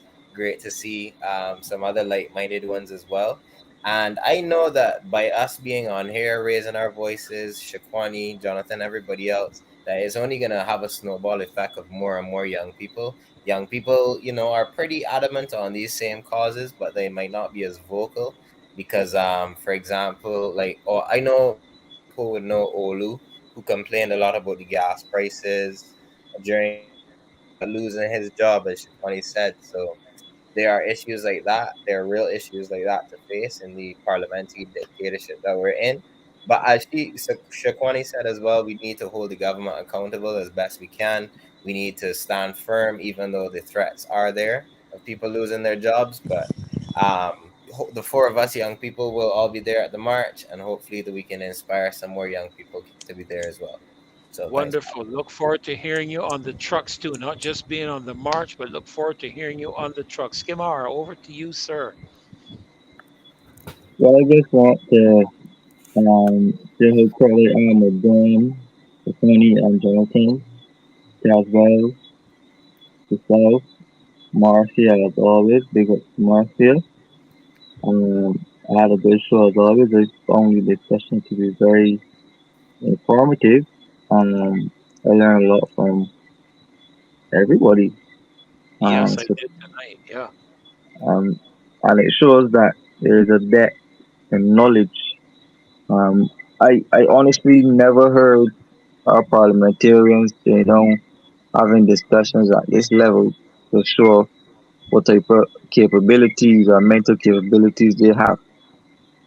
So to have this level of exposure going is good for the people who are watching, that they could have confidence that Barbados will be in good hands if the persons on this panel are given opportunity to see about their cause.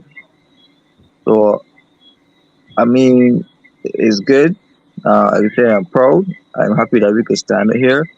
But more glad for the people of Barbados and for the viewers online and for the people who have confidence in us that they feel good and they feel adequate and they feel like, whoa, I now have proper representation. This is what I want in a representative. So I am grateful for the people that they now have that, and I just want to encourage everybody on here to continue on the fight and let us continue to uh, represent and bring some light to the dark day that is Barbados right now.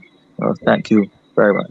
Thank you so much, Kimura. And of course, Caswell, Well, tonight you would realize that I did not speak as much as I normally would, but that was deliberate because I want the people of Barbados to see for themselves that we have young people who can carry on and run the show. Not only the Marcy Week show, but the show that is Barbados.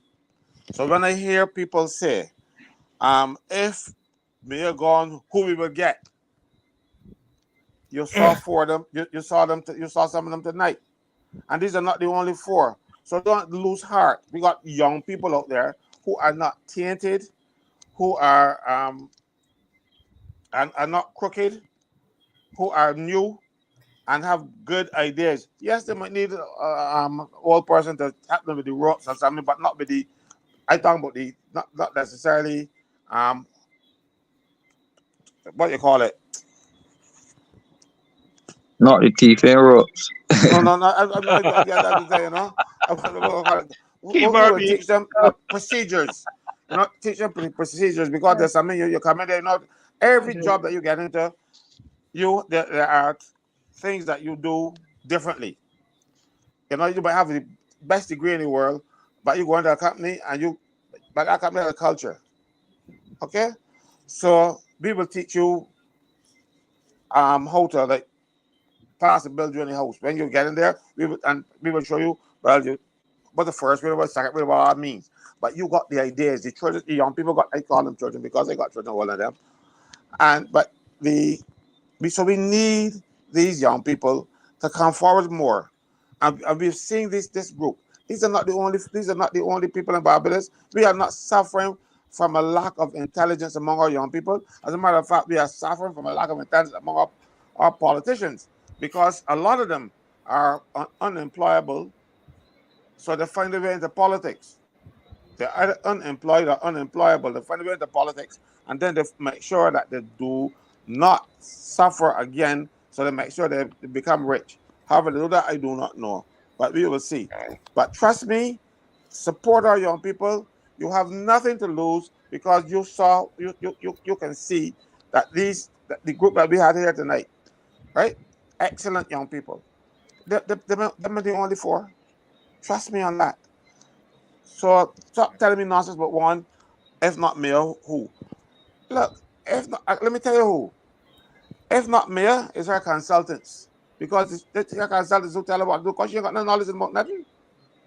She doesn't have she grew up cloistered and she doesn't have any real world experience.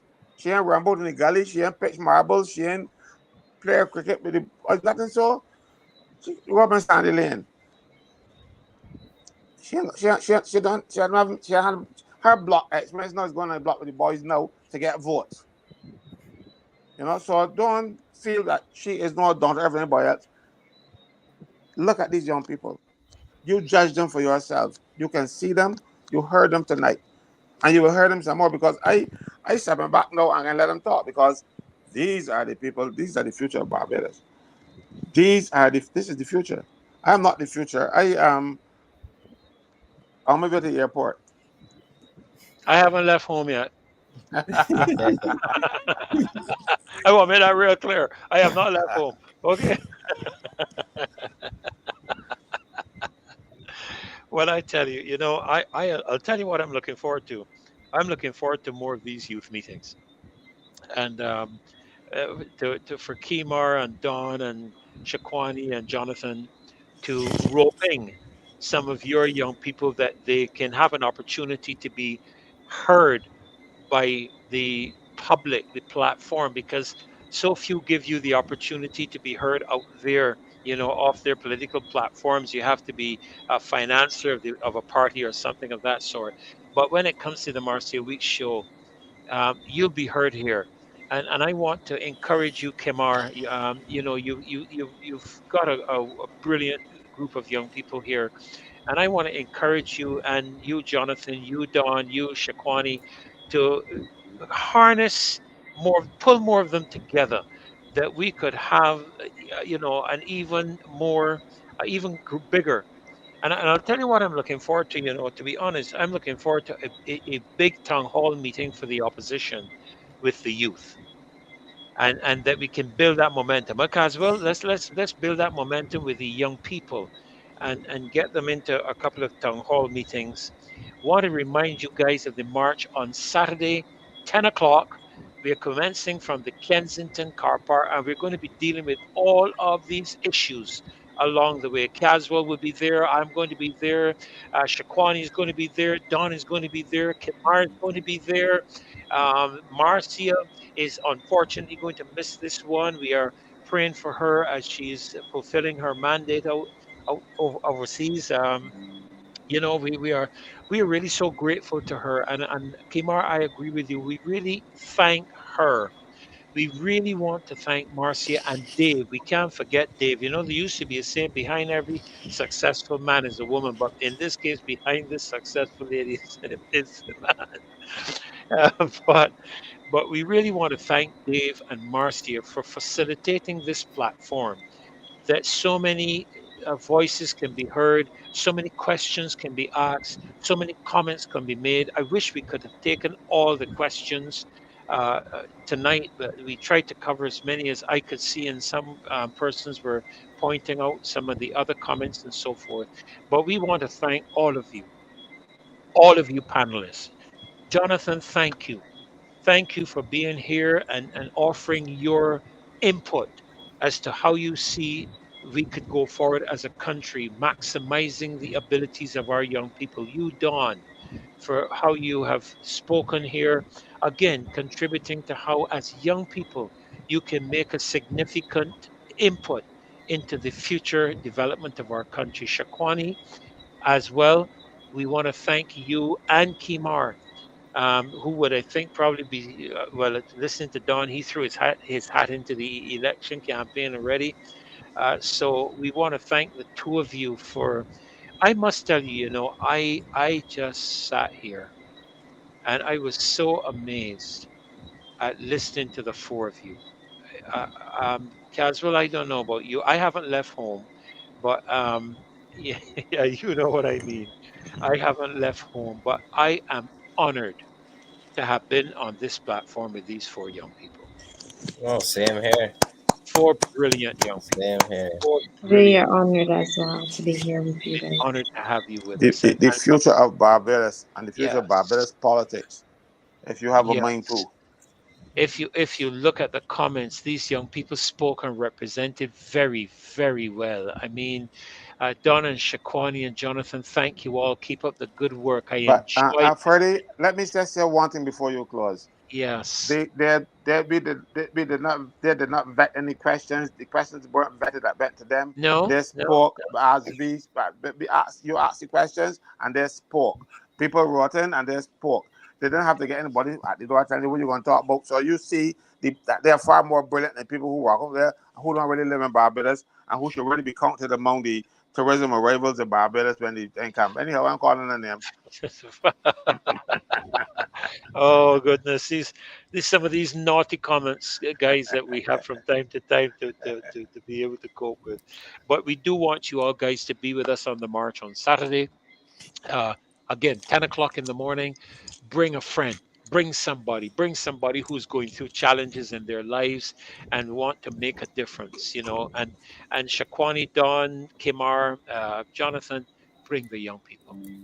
Bring the young people. There is room in this opposition, the People's Opposition Party. Hey, I didn't. POP, is that a good one, Caswell? The People's Opposition Party. That just came out. POP. Pop. Pop. Pop. Yeah, amen. I tell you, it was a pleasure hosting you all tonight. It was an honor. And it was a pleasure having all of you, over 400 of you, join us tonight on the Marcy Week Show on YouTube, Facebook, wherever you were, and all the comments you made. We may not always get to all of your comments, all of your questions, and may not always get it right, but we're trying, and we're always open to advice and input. Dave, I don't know if you can hear me, but can you put up that, just before we go, can you put up that comment to do with the upcoming meetings that we're going to be having? I saw something up. I was trying to find it in the chat, but I think you could put your hand probably on it a lot faster than I could. But there was something to do with some of the upcoming meetings that we're going to be having to do some planning.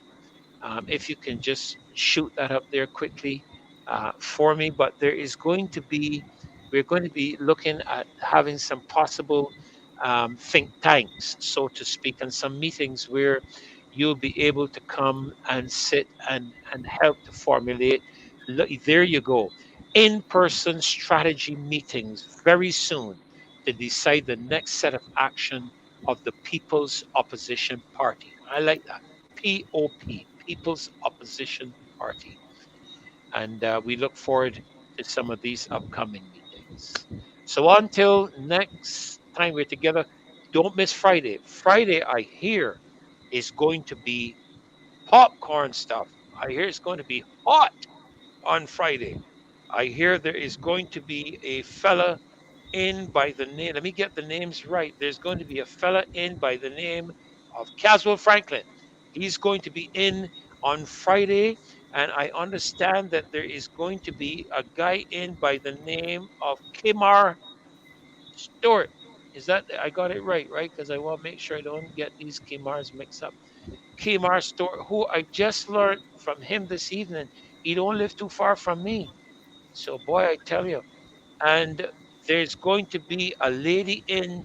Kadzul is going to be doing whatever he wants to do, as he always does. And Rose is going to be addressing the matter of education reform.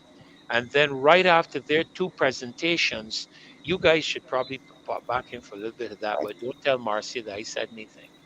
Um, between 9 and 10 o'clock, we'll do some discussion in there with Caswell and Rose about what she presents on Friday. So we're looking forward to a great show Friday, folk. You don't want to miss it. Share, share, share. I'm telling you, put it out there, man. Get it on TikTok, Walk, I don't care what it is. You get it on Facebook, get it on hand page. I don't care however you can get it on Facebook, YouTube. I'll create my own platforms. I got a capacity to do that, and we look forward to you joining us. All right, real talk. I love that, Natasha. Real talk from real people. So until Friday, God bless. It's been a pleasure having you, and we wish you all a great evening. God bless and good night. Thank you. You too. Yeah, good night. Good night.